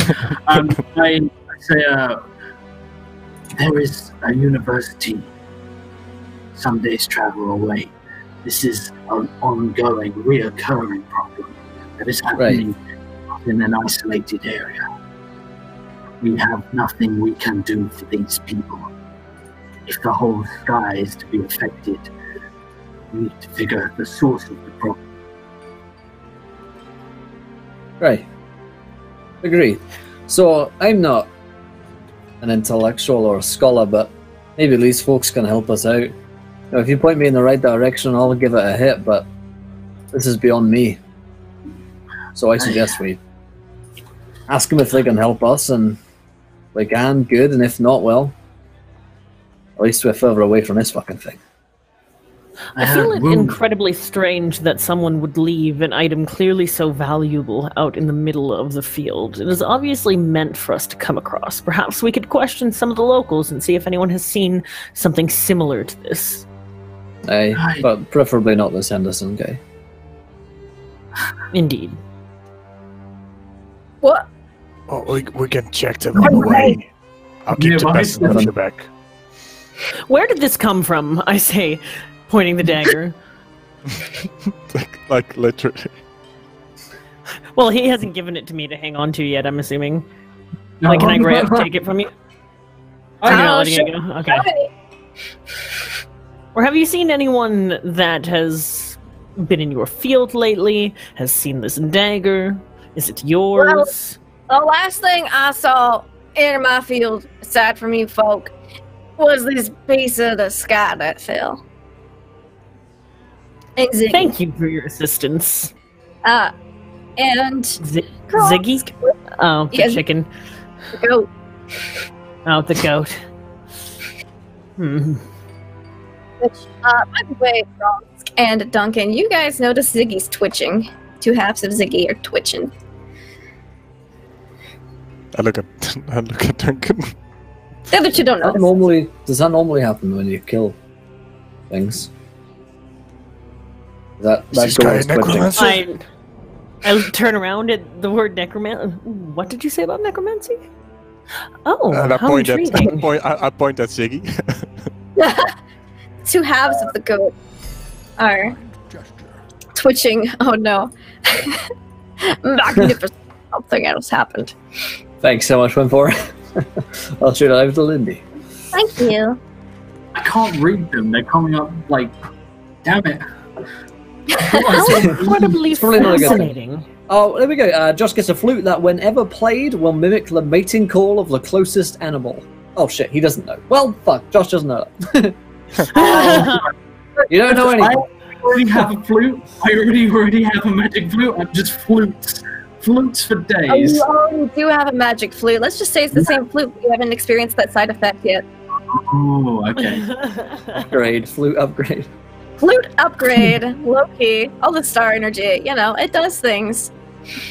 So, excellent. I love that plan. It's going to be a real fun surprise when he plays that next. But yeah, Ziggy, both halves of Ziggy are just twitching like crazy. And you see... I'd like to pull the two halves far away from each other, so like one the legs in this hand and the head of this. As you're pulling it far away, it's almost like you pull one half, and the other half kind of starts to slowly... It's almost as if it's still attached. How very curious and enthralling. Perhaps we should let the two pieces come together. She steps back. As you pulled it further apart, you notice that there's a slight shimmer as this translucent, sparkly substance starts to solidify between the two halves of Ziggy. Dive into that, that's not Gronk, if you could. Yeah, keep wanting to say Gronk, pull the lever. I hit it with my axe. You have your hand on your axe? You're gonna hit it with my axe. Alright, I tried to chop it apart again. Roll me it to hit. Alright, I'm not raging anymore, so... 12? You hit, but it's odd. Because it's like, it just goes through, you pull your axe back out, and the two halves continue to form. It's almost like you didn't hit it, like you were almost at its AC, but not quite. And it just forms around it. And then Ziggy's eyes open, and instead of the happy, warm little goat eyes that Morrow saw just minutes ago, you see black voids in its skull that seem to mimic the void in the sky above. Kill her again! I have... And at this point... Sacrifice it some more. Sacrifice it more! We're gonna... I need to just love everyone to roll me initiative again, as Ziggy is now a dire star-spawned goat. That's a good trophy. Okay. Oh, that is a, let's see, 12. Ziggy. Okay, not great. Alright, so it's Zune, Gronsk, Morrow. Alright. Duncan, and then Ziggy. Alright, Zune, you actually get to react first as Ziggy kind of gets up and his eyes open into black voids. I cast Fairy Fire, added Questnachach, and light it up with Fairy Fire. Once you defeat Ziggy, you can keep him as a pet. Long live Ziggy. You live forever. Another monster attack from Pope. Oh my goodness. Desecrating. Excellent. I've got just the thing. Long live Ziggy. Okay, so this void goat. Yeah, Zune, you cast Fairy Fire. He's gonna make a dex save, I believe. Yeah. Dexterity saving throw for the duration objects and within 10 light. Yep. I don't think it makes it, so. No. And everybody has advantage on hitting it. Okay. Excellent. Okay. I mean, it can't become invisible. Is there anything else within a 10-foot radius that needs to make a dexterity saving throw by chance? If you wanted to hit some of the party, you could have hit some of the party. Otherwise... Oh, no, I wanted to... Yeah, not really. Okay. Just making sure. And I'll spend my 30 feet of movement to move away again, because I'm a spellcaster and I'm squish. Excellent. All right. Gronsk. Yeah, I see a illuminated void dire goat in front of me. Of course. This time I intend on permanently splitting it in half. At least I will try. I will go into a barbaric rage, and I will make 2 frenzied attacks. 2 reckless attacks. I'm sorry. With advantage. So let me hit advantage. Why doesn't that do that? It doesn't want to. I will just roll. Just roll Twice it and up. then. We can do this. The first attack. Oh, that's the damage. I failed today. The first attack is a 4 plus 9 is 13 lowest. 13 misses. Okay. And then the second attack Watch it out of the way. is a 14. No, sorry, 16. Yeah, that'll hit. 60. That will hit. Then I'll roll. Yeah, I didn't calculate -5 in that. Sorry, that's a 9, so that's a miss. Okay. I kind of Alright. recklessly swing the air despite the advantage. You're not used to things you hit coming back to try to get you back. That's very disconcerting. Morrow. Is Duncan like getting ready to attack this thing? Absolutely, Okay. he is, yeah. He's getting his glaive off his back in time to sever his coat again. And Gronsk has already injured it, yeah? Gronsk missed whiff whiff. He has no damage yet. Okay, I see goat. yeah, I hold up Dire my Void Starspawn Goat.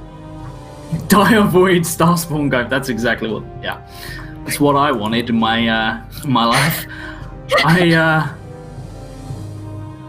Do I have anything that's? Yeah. Okay. I'm going to summon a spiritual weapon. Okay. As it appears, it is going to take the form of a headsman's axe as I mutter something about, yeah, I whisper, the executioner comes for you. And this, like, energy ripples out, and above the goat appears like a floating headsman's axe wreathed in shadow, which I'll bring down on this thing and hopefully do some damage, maybe? I don't know. I believe it's force damage. Okay.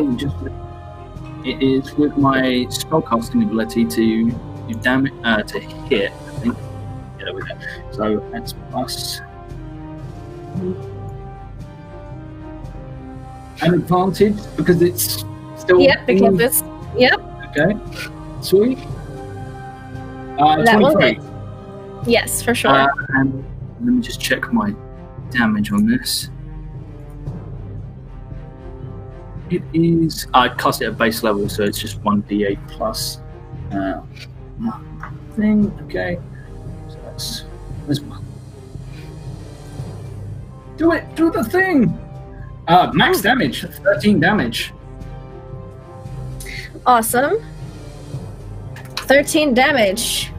What is it? Spiritual weapon leaves a fine silver line across the midsection of starry substance that's holding Ziggy together. He's still up. Is Duncan using a magical weapon? We've been traveling for a little while together. Would I know you have a magical weapon?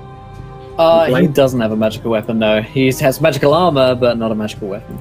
Okay, I'm going to try, and I'm going to hope, as my main action, I'm going to channel divinity, and I'd like to use Path to the Grave.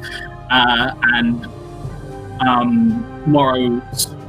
I'm going to curse this creature, and I curse it with... It takes... Right, I've never used this ability before, and I'm super excited for it. Path to the Grave, starting at use it. Mark another creature's life force for termination. As an action, you choose one creature you can see within 30 feet, cursing it to the end of your next turn. The next time you or an ally of yours hits the cursed creature with an attack, the creature has vulnerability to that attack damage. Excellent. So, we do double damage with the next hit. So, awesome. Yeah. Finish hit and vulnerable. I do that, and I say, death comes for you, Duncan. And I sort of like, go for it, Duncan, I choose you. And I tell my Pokeball and hope Duncan is on point. All right, Duncan, you're up.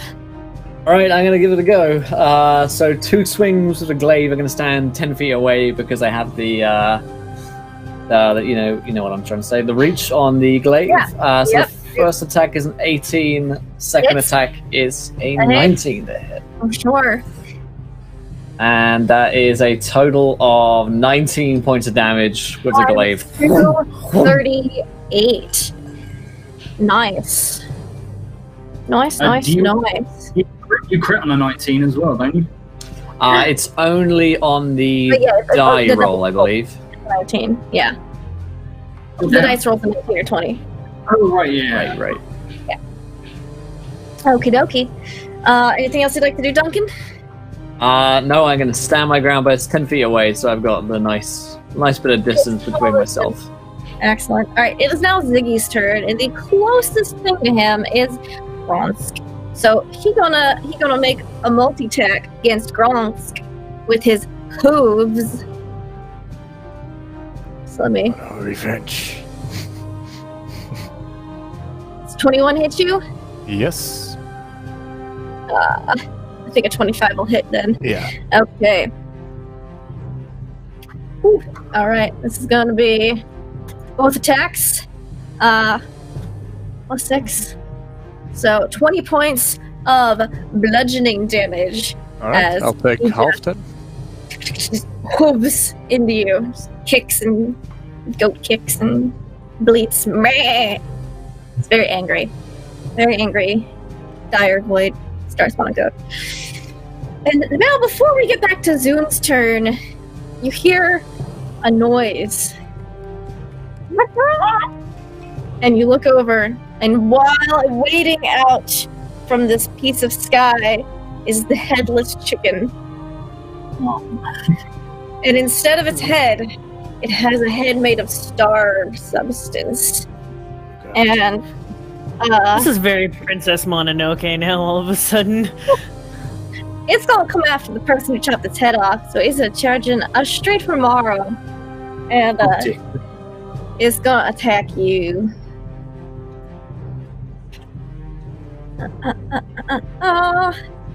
Dire goat. Or not dire goat. He gets one scratch attack each. So. Yep. Okay. Yeah. Oh god. So this is the first scratch. +2, so 12. I can just add 2, can't I? And then this is the second scratch attack. 10.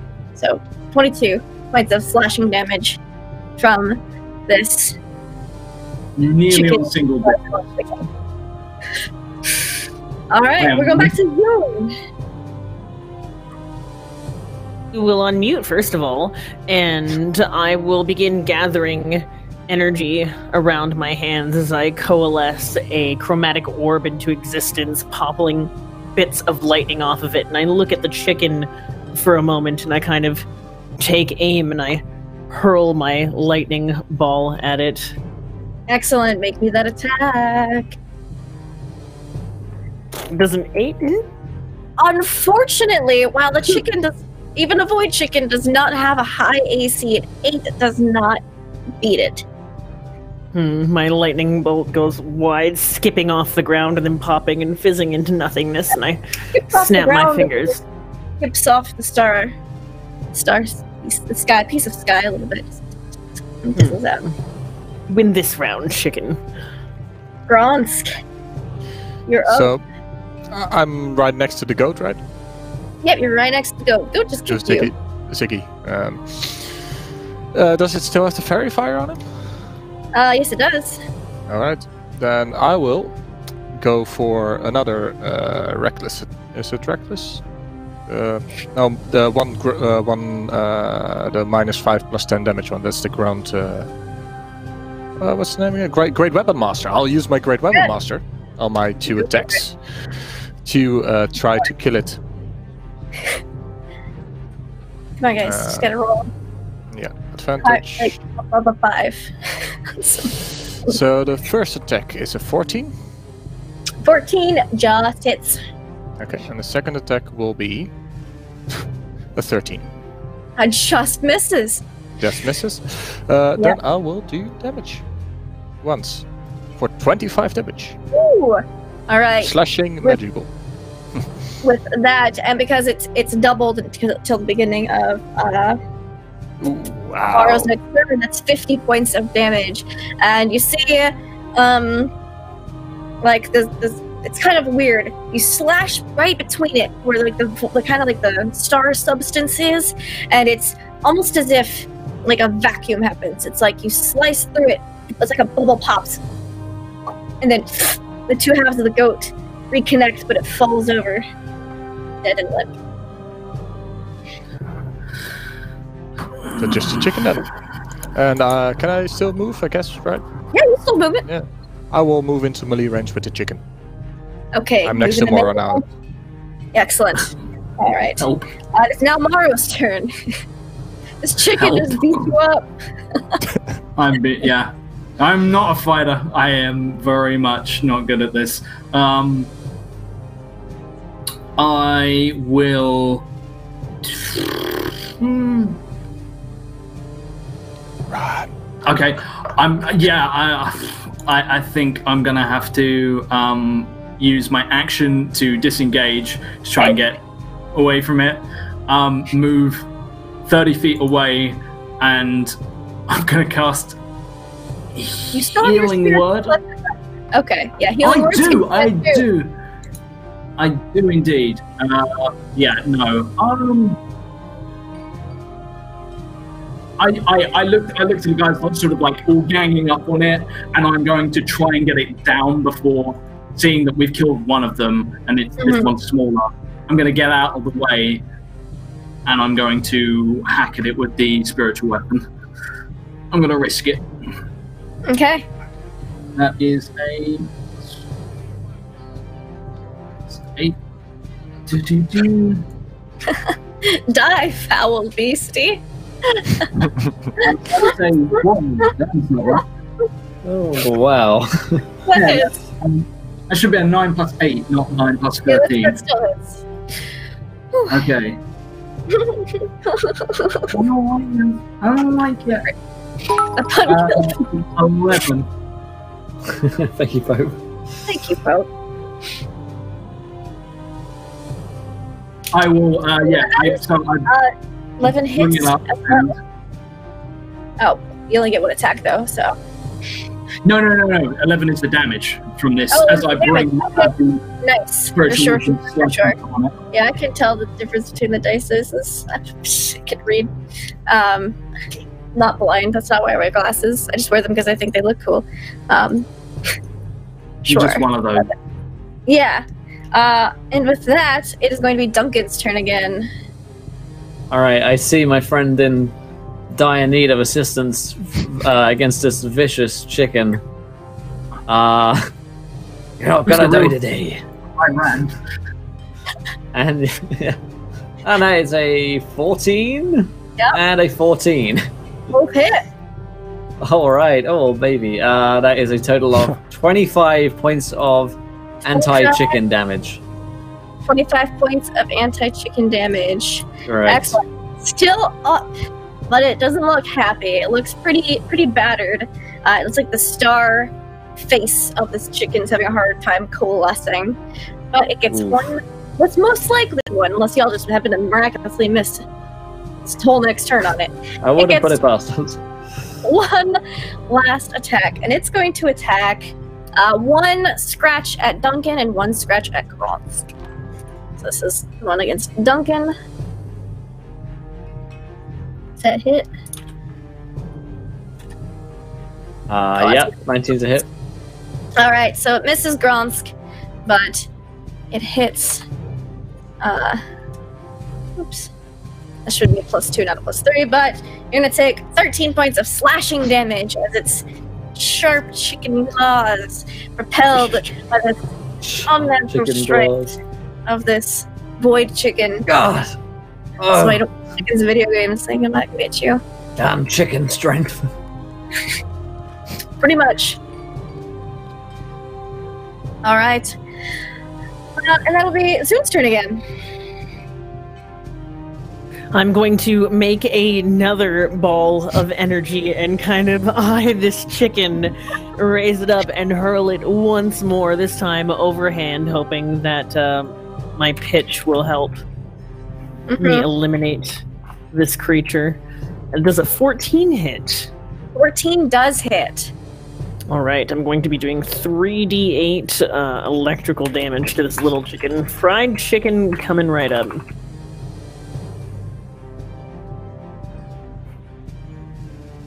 Doing 15 points of damage, and I'd like to imagine a puff of feathers comes out when I make contact with this chicken. A little bit of feathers just kind of float off the chicken, and it looks real bad. It's just...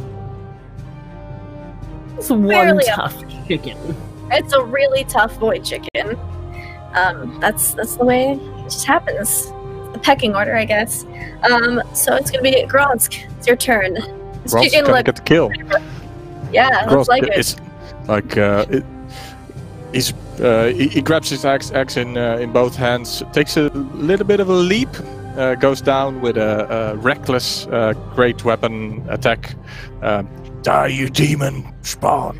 And will make a first attack with advantage for a 21, and the second attack, yeah, 7, and the first attack will do 21 points of damage. How do you want to kill this void chicken? This dire void chicken.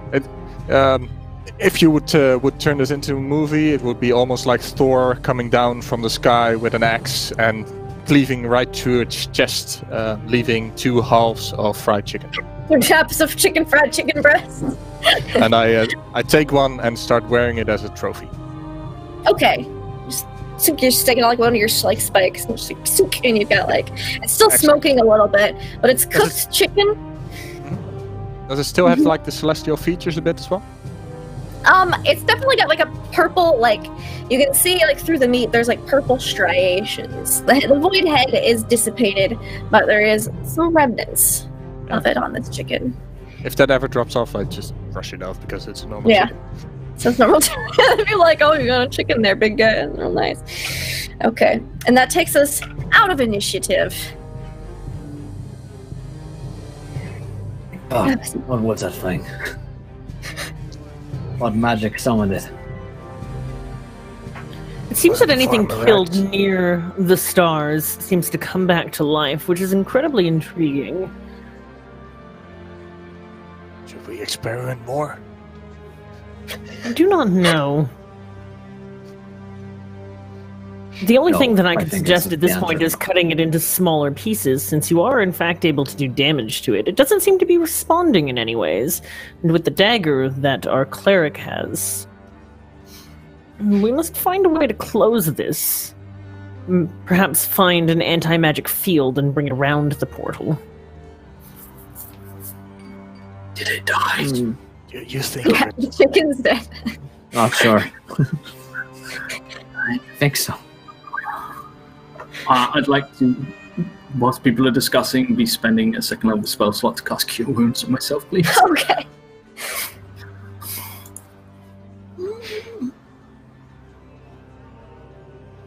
Excellent. Get some hit points back. Actually, can we? Is there time to take a short rest? You can do whatever you like.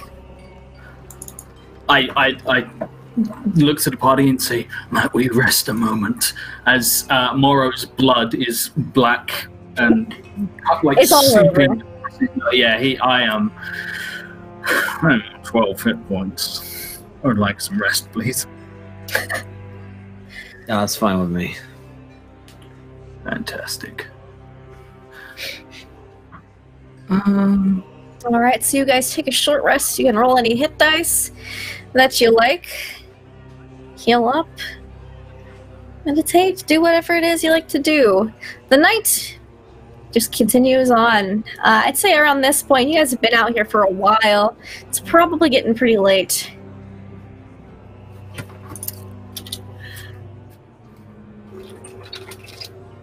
guys want to rest here for the night or keep pressing on into the, let's call it an investigation, I guess. Perhaps the farmer will give us sanction for the night. That would be most appreciated.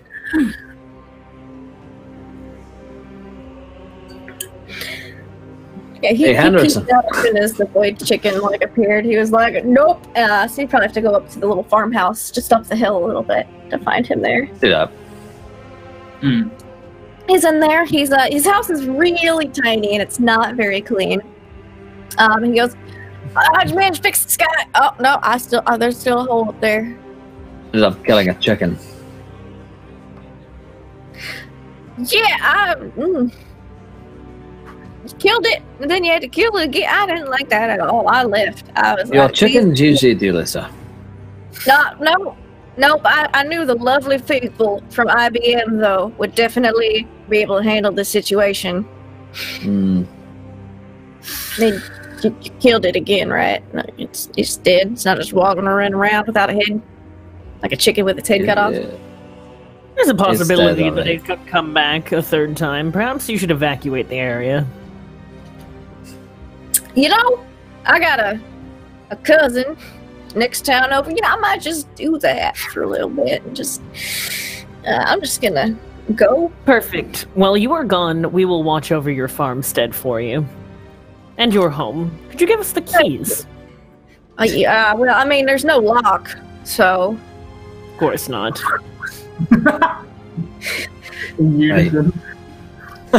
Well, we suggest that you pack up immediately and leave your home to us for safekeeping. All right. Well, let's see. I got me tobacco.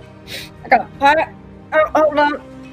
And I got my moonshine. I'll be at my cousin's this next town over, so we know when it's all. When you I guess I'll just look out the window when you fix that hole. I'll know it's all fixed, and I can come home.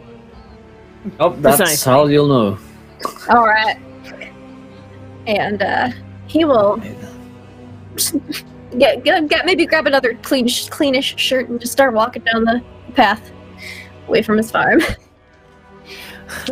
I'm going to head into his farm and take his bed for reverie. His bed is a straw mattress. It's a little smelly, but Prestidigitation. cleaner than the rest of the house. Yeah, and you just clean that up. You're like clean. All right, that's livable. That's good enough. Excellent. You guys just take over his house for the night. There's two rooms in here. One appears to be the bedroom. One appears to be kind of more like a I'll I guess sleep on the like couch. supplies room. Yeah, living room, kitchen. And I will take my reverie, and as long as nothing interrupts me, I will go into studying for the next day. Okie dokie. Where does Morrow and Gronsk sleep? There's also a barn if anyone wants to sleep in the house. I'll just sleep on the floor next to the fire. Yeah, I will take out, because I've got a load of traveling gear with me for being on the road, so I lay a bedroll on the floor and make myself as comfortable as I can in the aching bones. Should we do watch shifts? Yes, that would be wise. I can take the first watch, and I will. Zune is already in reverie. I go to lie down and get comfortable, and I'm like, yeah, actually, no, you're right. Oh, go off. Is there like an upstairs to this house, or is it just like a single story? Yeah, okay. In which case, I will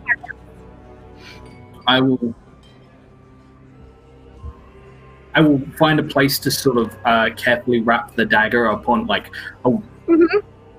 wrapped and sort of tuck it into my belt so the blade can't cut me, and then I'll take first watch. You can probably ascertain its purpose with enough study, but you haven't had much time. I think that's what I'll do while I'm wandering around.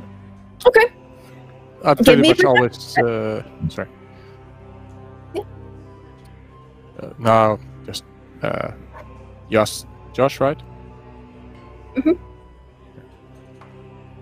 Okay. Yeah. Just give me that perception check. 19. All right.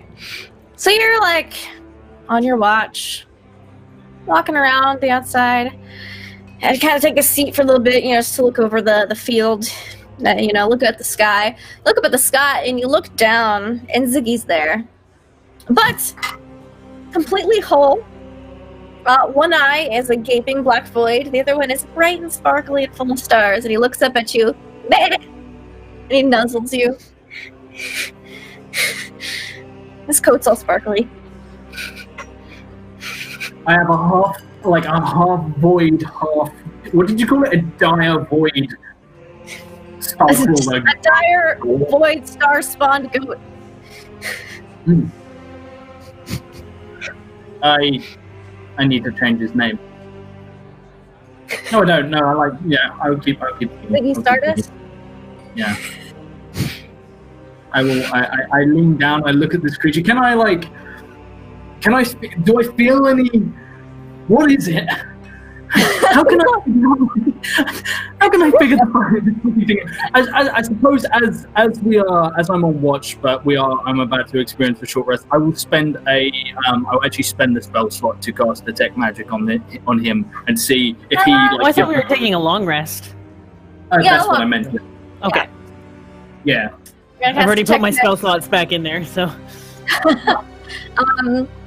He gives off a sense of kind of that faint feeling you got of all the magics, but more strongly, you get the feeling of conjuration and necromantic magic on him. Do you want better? I can straight up detect if he's undead. There's a thing I have called Eyes of the Grave, which means I can magically detect undead, and I know their exact position if they're within 60 feet and not exposed behind cover. You do this. He is not undead. He's not undead. Not undead. I look at him and I sort of pet him gently.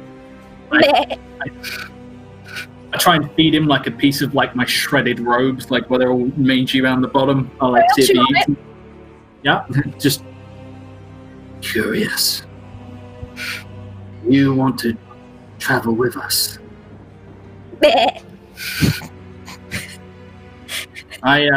Someone fall down a well, boy. This guy fell down the well, boy.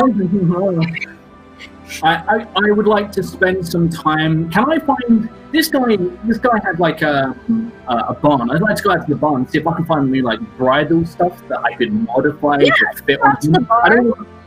I don't want to ride him. I want to use him as a pack mule. I'd kill him if I rode him. Yeah, you definitely break his back. You're able to find a little lead, a little lead that you put on a goat or some type of herding animal, and no saddle or saddlebags. This man doesn't appear to have any horses, but you're able to find a nice animal blanket to put over, so you can drape over, and some small bags. So you assume they're used for seed. When it's time for planting season, he drapes it over like a cow or something. But you can put those over Ziggy to fit. Not too big. I adjust it and everything like that, and that's why I spend the rest of sort of. I'll walking round on patrol with my patrol goat. You don't even need the loop. He just follows you. Fantastic! Yay! Guys have a pet. Goat. I go. I'd like to lead him into the house. How do Duncan and Grant sleep? Do you sleep with your weapons desperately clutched to you? I know. I'm just sort of lying on the couch. My weapon is probably propped up like it were a lampshade. I would like to move his weapon away from him so he can't just immediately kill my goat when he wakes up, and then I lead the goat by I'm having a goat nightmare. If this were a movie, I'm trying because I got the war PTSD, and I just get up and I'm gonna lead him over, and I want to get the goat to nuzzle his face or kiss his face. So that's what Duncan wakes up to. Me just holding the goat and just licking him. What the hell? It's got one eye that's just void of darkness, and the other one's like, oh, sparkly bright and celestial. I wake up, I'm like, kill it! Go! It's back! Okay. Jump to my feet. Doesn't wake me up. I punch the goat and I jump to my feet. No, Ziggy! I hold Ziggy like I hold Ziggy, but I hold out like Duncan's weapon to like reassure him, and I'm just like, Duncan, he's returned to I don't know, but whatever he is, he no longer seems aggressive. He seems rather amicable. So you're saying we should trust a goat now? After it tried to kill us twice. He tried to kill us once. Once is generally enough for me. He's looking at us weird before as well. I think I will be studying and looking into this phenomenon, but it is something that has been affected. It is a live subject. It is worth taking with us to the observatory and see how the bearings, the markings of the stars still course across its form. This is useful to us. Look how cute he is. Does Zune know about Does Zune know about this? She hasn't awoken yet. It's not something I plan to hide from her. Rumsk isn't gonna like this either. You're gonna have to. I'm like slumped against the wall with my axe, with the axe handle like over my shoulder. Like. He sleeps like a horse. He sleeps standing up. Well, no, I'm like slumped against the wall with my sitting against the wall with the axe, in between my arms. Ready to just swing immediately. The blade is on the floor, like the top is against the wall. I look over at Grom's and I say, that's precisely why I woke you first. He's very friendly. Can always be food if we run out. Oh, you're awake. Oh. Duncan shouted at me. I pet him and I say, I should alert Zune just in case she awakens. She will probably be awake before me, and the last thing I need is her executing it. Right. I will lead the goat for it. Like with that's the end of the discussion as far as I'm concerned. I lead the goat into the bedroom. Silently leads the goat into the bedroom. Okay. A drow, a goat. I walk into a bedroom. I don't know what kind of. I don't know what there's to be learned from that, but it's nothing good. I go back to sleep. I woke you for watch. Oh, well, I stay up and watch. Okay. So you lead Ziggy into the bedroom. I imagine like Zune's probably awake or aware by now. Like with it. Reverie is about 4 hours, so probably not. Yeah, Okay. she's probably in it still. Trance. I'm aware of things in my trance, so if you guys were discussing this loudly, I would have been aware of it. I clear my throat loudly, holding the goat, sort of like a prize dog, like to heal. I don't know what the Like at a dog show. Yeah, like Crufts. Are you attempting to wake me from my reverie? Yeah, I clear my throat loudly and wait for you to acknowledge that. I kind of shake my head for a moment and blink my eyes a few times. This had better be important.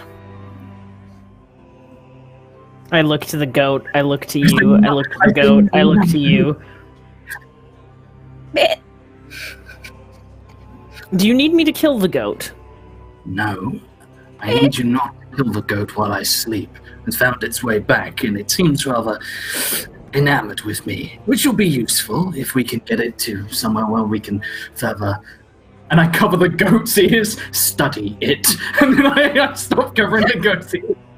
Is the goat still covered in sparkle shit? It's still pretty sparkly, yeah. And it's got one eye that's like a gaping void hole, and the other one's like real sparkly and pretty and stars. But there's Stand it up outside, and I will not kill it. no more of that translucent stuff in the middle. It seems to be sealed back If together. it attempts to come into the room while I am in reverie and do me harm, I shall kill it. I promise that I will not try to kill it so long as it stays away from me. However, that is a creature that I admit requires further study. I am curious. From one scholar to another, I will make you this promise. I'm not promising him shit. I will absolutely fucking kill that goat. Check her absolute bullshit. Yes, you can. May I please deception for my absolute bullshit? You may absolutely do so. I mean, Yeah, you I think will she might not probably be kill the completely goat. true. Yeah. I said, if I leave it shackled in the barn, will you spare it so we can get it somewhere where it can be properly looked after, studied? As a necromancer, I cannot deny that this is an intriguing Undead. resuscitation. It isn't undead. It's more been conjured together.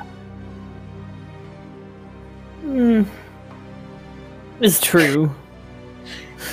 It is a fact. I wave my hand and I go back into reverie. Like this is beneath me. I don't care about star goats at the moment. okay. I leave the goat out, like, come on, up, across. I lead him like across all the furniture, like he's in a dog show. Lead him outside, train him up. How do goats sleep? I don't know. The Kagan like gets down onto his like his legs. Okay, cool. This is a bit weird. I have two sets of manacles and manacle its legs together because I don't trust the goat. And to be clarified, I front and back right leg and front and like back left leg together because it was one split in two. So I'm like, no, splitting apart bullshit. No. Okay. Excellent. Go to sleep. Strange goat creature. Clamping it in place, and then I'm gonna go and fucking rest because I've had a bad day. All right, everyone. The rest of the night passes uneventfully. Nothing wakes you from your slumber. No one sees anything else on watch. But when Morrow wakes up, Ziggy is nuzzled up next to him, sleeping. Did anyone see the goat come in? Did anybody see the goat come in? Is it still manacled? No. Stealth goat. Look for my manacles. Manacled my goat down. I tell no one that I released the goat. Goat. Release the goat. All right. Okay. If at the very least, just let it walk. Yeah. After 4 hours, can I wake up and go to the goat? Yeah, Can't believe I'm saying like this. God, nuzzling Morrow. fucking D&D sometimes. I attempt to communicate with the goat in all of the languages that I know. Kind of just looks at you, goes, meh.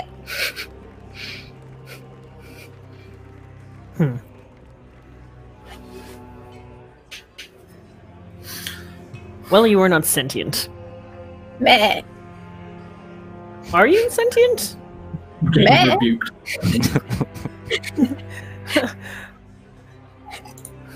Well, once for yes and twice for no. Meh.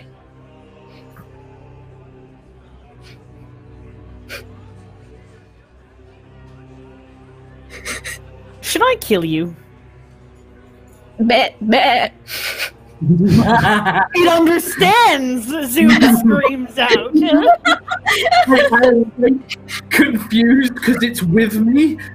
This is happening. Fucking, and I look up and I'm like, To his sentient knowledge. I don't need to cast Speak with Animals to understand him. It's perfectly clear. You understand it as though it is speaking in the common language, is what you were saying. Well, it just listened. Just listened to you, right? I look If you at have you the and ability to cast Speak with Animals, that might be quite useful. It could give us some information, she says, kind of shaking her head as she's saying this, like, You say quite information useful. from a goat. I have yet to pray for my spells this morning. Let's see. I I'm actually, actually be able to do something about this. I'm gonna cast Speak with Animals as a ritual. Okay. And I do this by I take our little house fire and I start pulling out the chicken bones from the chicken as a ritual, putting them in a circle around the fire, and then I take a bit of ash, throw it on my face, and I start talking with Ziggy. Okay. So. Hello. Hi. Oh, lovely. The rest here is probably just the goat. Like, Yeah. I'm watching intently. Yeah. Can I insight check Gront to see if I think he's just completely lost it? Yeah. Like a medicine check. please roll a one. Please roll a one. Is Gront just going, man? I'm like, I feel like he might have actually gone insane. Hold on. What's my medicine? I'd like to medicine. +8. Okay. No. Yes. Grunt's just gone insane. Oh, look. Grant really thinks he's talking with this throat. I looked at everyone. I looked at Duncan like first, and I'm like, Duncan, I'm afraid Grunt's has completely lost his mind. He might all have taken a bump on the head somewhere along the way, because we're all very concerned about this goat. As far as I can tell, it's goat just needs to be dead. What is Gronsk and Ziggy talking about? Well, at Yeah, first you're I Yeah. just ask him how is he doing. Oh, pretty good. It's warm in here. This guy is really nice. How are you? How was yesterday? Kind of strange. I don't really remember everything that happened. But, there's this cool place I went. It was real Where was shiny. it? Bah. In the cornfield. What did you see? Oh man, shiny stuff. You wouldn't believe it. There's a hospital I know we can take him there. Like a rehab program. I'm preparing to cast lesser restoration on him, because he's gone insane in my eyes. Like he's Everything was sparkly and shiny. Oh, and it was real strange. Then I woke up in the cornfield again. Maybe it was all a dream. It was. He is your boss. Yeah, he seems pretty cool. Protect him. And I feed the goat. Holy shit, bro. Ziggy is now a warlock of the Great Old Ones, packed up the tomes. Same level as. Oh, man. God damn it, Ziggy. I'm You're supposed to bring balance to the Force, Ziggy. Well, at least next time in combat he's gonna be efficient, right? Yes, very true. Very efficient. Yeah, none of the shiny place met this other guy, and he was real cool. We're friends now. I walk over and I put a hand on Gronsk, and I say, "It's going to be okay. It's going to be okay." And I cast Lesser Restoration on Gronsk to try and cure this insanity. Perhaps gone insane. Perhaps if you might share with us what the goat is saying. No, sorry. He said he saw sparkles yesterday. Right.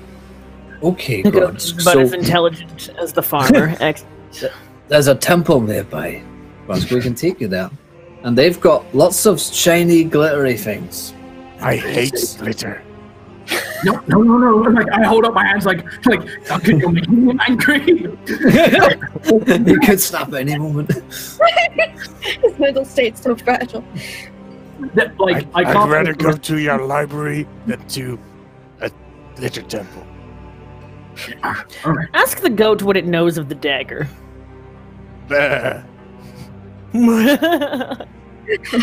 Yeah, like, what do you know about the dagger? Yeah. Oh, well, that was from the big sparkly guy. Well, he threw it down. He left it here. He forgot it. We were hanging out before you guys arrived at the farm.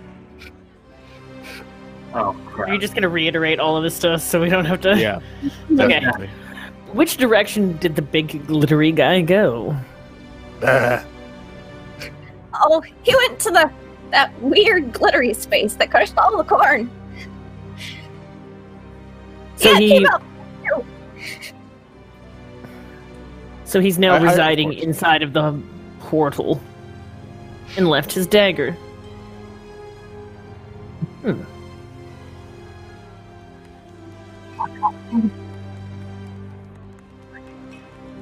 Oh no. man. I look at Moro.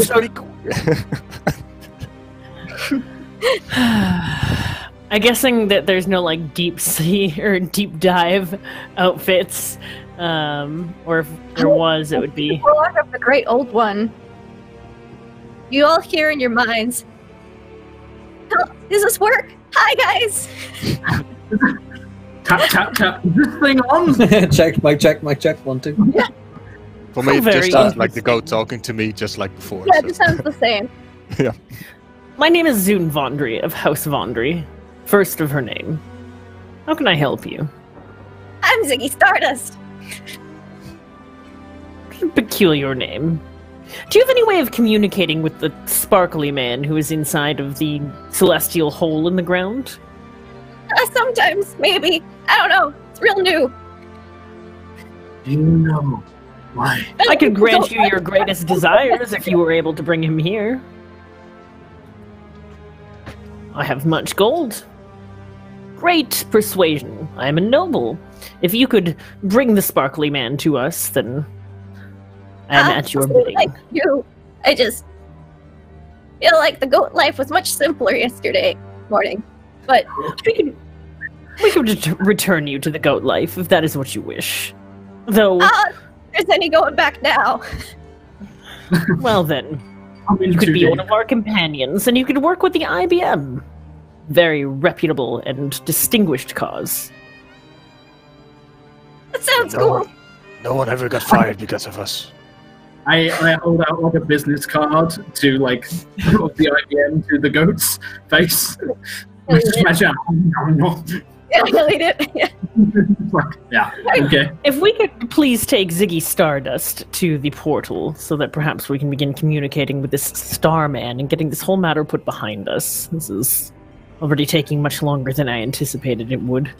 I have a question for you first, Ziggy. You Yeah. said that you were communicating with this individual, this large star man. And then we returned to the place. Yep. Was he around before the sky fell? Nope.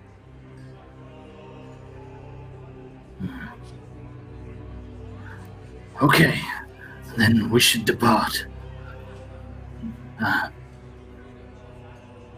Lead on, noble Ziggy.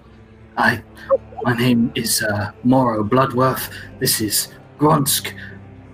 I realized Gronsk killed him yesterday, and I'm like, and this is Duncan. Hello. I look at Duncan. I just say, not interesting, this goat. Not worth exploring. Right. And it's a wild magic search for Ziggy. Okay. Let me... He's gonna you burn the knew tavern. that was coming. 6624. 6624. I thought that was gonna be 666 for a second. I know. Yeah, that would have been fucking creepy. Yeah, 20 for Ziggy. Ziggy. Oh fuck. Ziggy shrinks by 8d10% when he next attacks a caster. Gonna have Target baby shrinks Ziggy. by when he takes next. Okay, cool, interesting. Tiny Is he Ziggy. start shrinking? Well, maybe A target shrinks, so the next thing that attacks Ziggy shrinks by Like Ray of 10%. Enfeeblement Slim. Yeah. Oh, that's gonna be hilarious. All right, so Ziggy has a nat 20.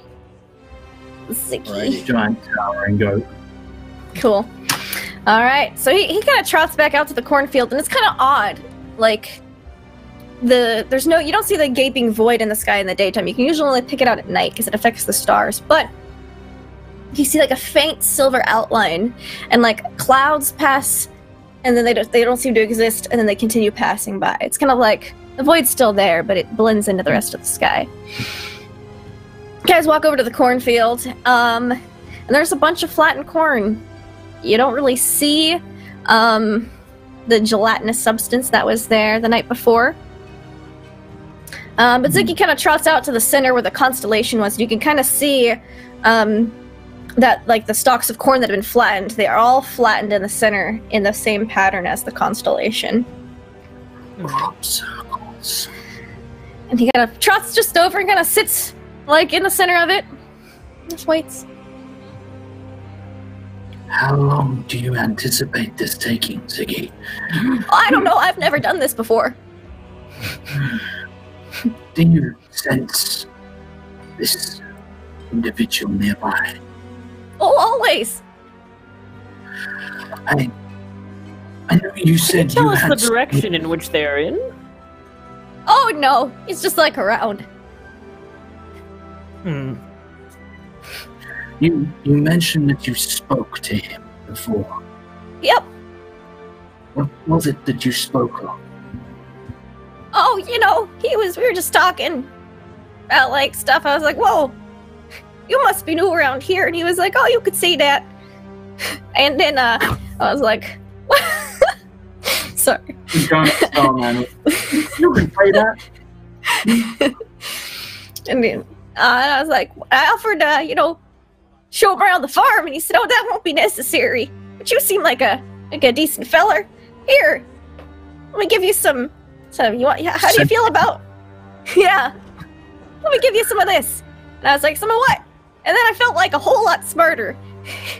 And yeah, it pretty much happened. I was like, thanks, big guy. And he's like, we'll be in touch. Will you? Did he ask for anything in return? Nope, not that I can remember. So no sort of deal was made. Interesting. You just Or decided if it to was before I got real smart. bestow intelligence. I think we might be dealing with gods. What else could cause a creature to go from, well, goat to this? I feel the god might have broken through, and we might be looking at something akin to a shattered plane of glass. What did you want to ask him anyway? How we can get him to either stop what he is doing, or how I can serve him for unlimited power. Oh, okay. The That's usual. pretty cool. Sometimes you just have to decide what side you're going to be on, the winning or the losing side. And, well, if this entire world is going to be doomed from the sky falling and celestial beings taking over it, I, for one, welcome our new overlords. Right, but I'm gonna ask him. I'm just gonna try, like, sometimes he's like a little voice in my head. So let me just try asking that little voice. Hold on. He kind of sits there for a minute and chewing on like a bit of grass. He's not answering right now.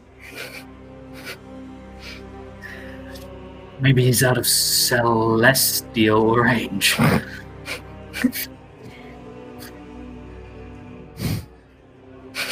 This sparkly being, did it only take on the one form? Perhaps it is someone here that is local into town, and if we bring our new goat friend along with us, they will be able to be within range of telepathy, and thus being able to single out this person.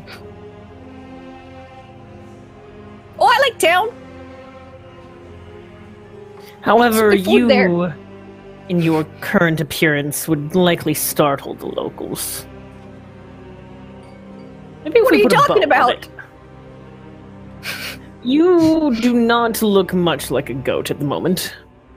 Sure I do. I like go into the bags that are draped over him, and I pull out like a blanket, like drape the blanket over him so he's a little covered, and then I say we could fashion an eye patch for him to cover. Oh, like a pirate. Yes, like How a do you- pirate. You're a farmyard goat. How do you know about pirates? Oh, you see, Sorry, the neighbors' They kids have always tails. come around running through playing pirates and admirals. This goat That town. is interesting.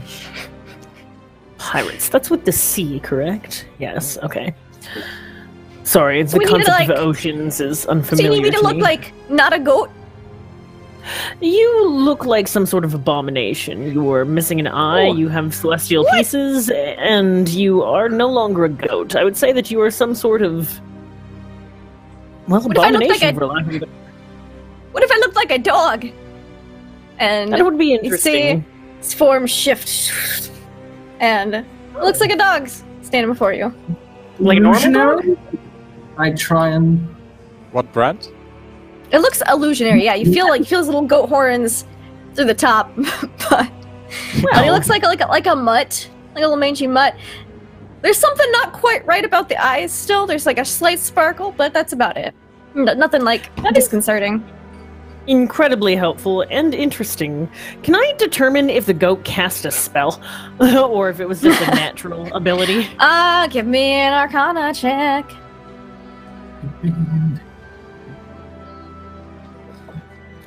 You think this 21 goat could- cast disguise self? Oh, And it's now a interesting. cat. it's Oh, not what did you... I look at the cat, a cat goat dog, and how very interesting. This being gave you the ability to cast spells. It looks like you've cast Disguise Self. Do you know any other spells? Oh, I don't know what I'm doing. I'm just trying stuff out. That is interesting. I'm saying So not only just has thought someone about- given you... I just thought about it real Intelligence. hard. They've given you intelligence, and they've given you arcane power as well. Do you feel any drive to do a particular task? Something perhaps that you were bound to? Let me think about it. Well, besides eating, gosh, I just really want to see the sky, like all the parts of it, all the stars.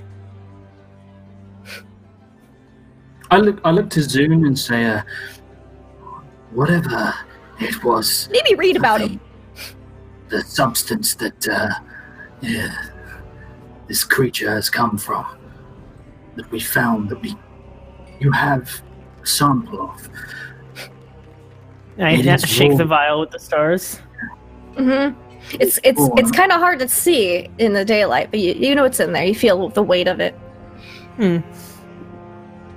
I shield Whatever my it eyes is. from the daylight. Raw magic. It is possible that in a similar way to imbuing magic into magical items, it has had a similar effect on this creature. Well, Well, that is what happened with the chicken. However, I look around for the chicken. Destroy. You don't see it. The chicken is actually in bones around our house fire, used in a ritual of speak with animals. Okay. Zune doesn't know that though, so she kind of. Oh no, I was there for speak with animals. Mm. Yeah. So, like, we going to town or what? I think this is a good idea. The worst that could happen is that Goat kills everyone. What? It sounds terrible. That's pretty bad. You're a cat now. Sorry, I apologize. So Come here, kitty. and then we go to your pick up the library, cat. right? It's still a goat. It's still a goat. It's like goat. it's a cat. It looks like a cat, but it's kind of walking funny because it's actually just a disguised self. Mask of many faces on the goat. Well, shall we continue onwards? And I believe we perplexed. did hit 20 retweets, so I think that's a viewer decision. That's right. So Josh is. let's have this beautiful viewer decision be what job does IBM call them for? What calamity has happened a few towns over? What strange occurrence are they sent to investigate next? Great. Alright, leave her alone, Jeb. This is going great. I mean, you have another evil warlock in the party now. It helps. It helps everything. Does it have to be evil? No less. So yeah, and I think you guys head towards town with the weird cat, Ziggy So the cat. the whole sky thing cannot be seen during the day, right? It's only a faint outline. Like you'll see like a cloud pass up to it and then disappear and then reappear on the other side. And on As the, if, like, on nothing- the floor, you still see it there? Or on the ground? No, but the It was just outline a- is still there. Okay. Yeah. But it's still okay. All right. And the constellation pattern that was there is now made up of like the flattened corn stalks. Like the corn stalks are in that strange pattern. So it's almost as if there's just a void in the sky. Like if a cloud passes over it, you don't see it, and it comes off the other side.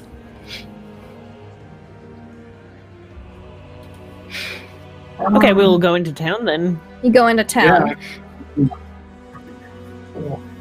You go into town, and it's a small little town. There's some hustle and bustle, but you see a page boy, like a runner. You see he's got like the little IBM like logo on him. He's definitely an intern. He runs up and he goes, excuse me, are you with IBM? Yes. One of you? All right. Well, is it Mr. Duncan? One of you? Okay, And Mr. Grant? I've got two messages for you. Here's one for you and one for you. All right. He hands you read each it. a little letter. You read it, and it is, it's going to be determined next week because we are almost out of time. You'll see what the letter says for both Grant and Duncan. Dun, dun, dun! You never get an email. You know, Right. It's all It's just junk fucking- mail. Yeah. It's like a fucking pizza, Yep. like the menu. The real question is, Chinese food. can Grunts read? Oh. That is a question. Oh Very dear, question. dear. Amazing. All right. Well, we've got the voting to be done, so we can bring that into effect Yes. for next week. Excellent. To see what happens there. But it looks like that's all we've got time for tonight with this game. But we'll be heading into our next one, which is goodness, what we're doing next. Underworld Trooper Season 2. So that's bound to be a lot of fun. So stick around for that. And of course, we're giving away a set of tabletop loot dice in just a few moments' time here as well. So let's go around to cast and crew. Did we enjoy ourselves? Where can we find you guys online? Let's start with Lindy. Fantastic job tonight, Lindy. How was that? Oh, that was super fun. I wasn't expecting you guys to be quite so infatuated with the piece of sky, but it was very interesting. And now we have Ziggy, the sentient warlock, dire Star Child Goat. That'll be real interesting. I can't wait to see how that plays into further adventures and what strange things happen to do with because the sky is falling. It's crazy. Who knew? But you can find me online at LaughLoveLindy on Twitch and Twitter, where I'm in a ton of tabletop RPGs. You should definitely check out right here tomorrow from 1 to 4 p.m. for the most amazing Call of Cthulhu show ever. Because it's great and amazing and awesome. If you're interested in some Ravenloft, in about an hour, I am starting a new campaign on my channel tonight. A session 0. Tonight's the night of new campaigns for me. And that's gonna be super fun. Also, if you like The Blood Plague, then you should check out my channel on Thursday afternoon at 2 p.m. Eastern. Because Jonathan Fry is going to be DMing the second half of the 2-shot on there. So that's about it. That's all I got. Fantastic stuff. I love it. I love it. Bastian, how was that tonight? That was pretty fun, unexpected for me. Kind of just dropped in and was nice, really nice. Had a lot of fun playing. Pretty stupid, but not too stupid, and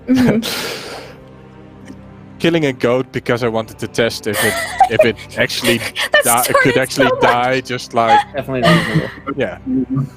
I mean, we were experimenting, so it was kind of that's what barbarians do, right? They don't think, and yeah, pretty fun. You can find me behind the scenes here sometimes in chat, and on Saturdays behind the scenes on RPG Sports. So that's about it. Stuff. Awesome. And Josh, how was that tonight? Oh, it was a lot of fun. It's an interesting party dynamic, but certainly it'll be fun. It'll be fun. We stuff falling out of the sky, trying to figure it out. Had some great rolls tonight. We did. Yep, absolutely. Especially at the start, right? Yeah, So many at once. So that was a lot of fun. But I'm looking forward to next week finding out all about what's going on in the town over and how more of the sky is falling. And I genuinely part of me is coming up with UFO conspiracy theories. There's crop circles, parts of the sky. It's just a giant flying saucer, all the reflective panels are falling out. I fucking know. I'm all about it. You can find me online. I do some streaming stuff now. I do Magic the Gathering, which you guys can come along and watch on my channel, and follow me on Twitter for when I'm going live and stuff. Awesome, fantastic stuff. And Tia, how was that tonight? Yeah, it's always great playing Zune. I love bringing her out for random adventures and sky stuff. And yes, we did poke the thing a lot, Lindy. We can't help it. Sorry. I just You're expected you guys to be thing. oh, sky, rose core. You're like, what is this? And I thought it was great. I wasn't expecting it. The glitter. It's the glitter that got us in. Yeah, so I had a lot of fun. It was really good. First time playing with Bastian as well, which is cool because, as Bastian says, he's usually the man behind the scenes fixing all of our problems. Whenever there's a fire here on Encounter Roleplay, Bastian is somewhere in the background screaming to put it out. And yeah. You can find me here on Encounter Roleplays on Tuesdays, my role-playing home of choice. On Wednesdays, you can find me playing Dragonlance and Ravenloft over on Grimjack21502's channel. And I'll be joining another D&D campaign in January. Hush, hush, secret, secret. And I'm also really into Magic the Gathering Arena right now. It's freaking amazing, especially with the Ravnica book coming out and stuff. I love the tie that they made between D&D and Magic, as TSR was all one big happy company back in the day. So that's me. You can find me on Twitter, my Tia Zimmer, everything else, Laurelania, and I love you guys. Fantastic stuff. Well, thank you guys for watching. We hope to see you again here next week, Tuesdays at 5. We're going to head into our next game, which is, of course, the World Tree Burns, the official Midgard D&D 5e campaign. So stick with us for that. But until next time, my friends, try not to roll too many net ones because we want to be here laughing when you do. Good night, everybody. Bye!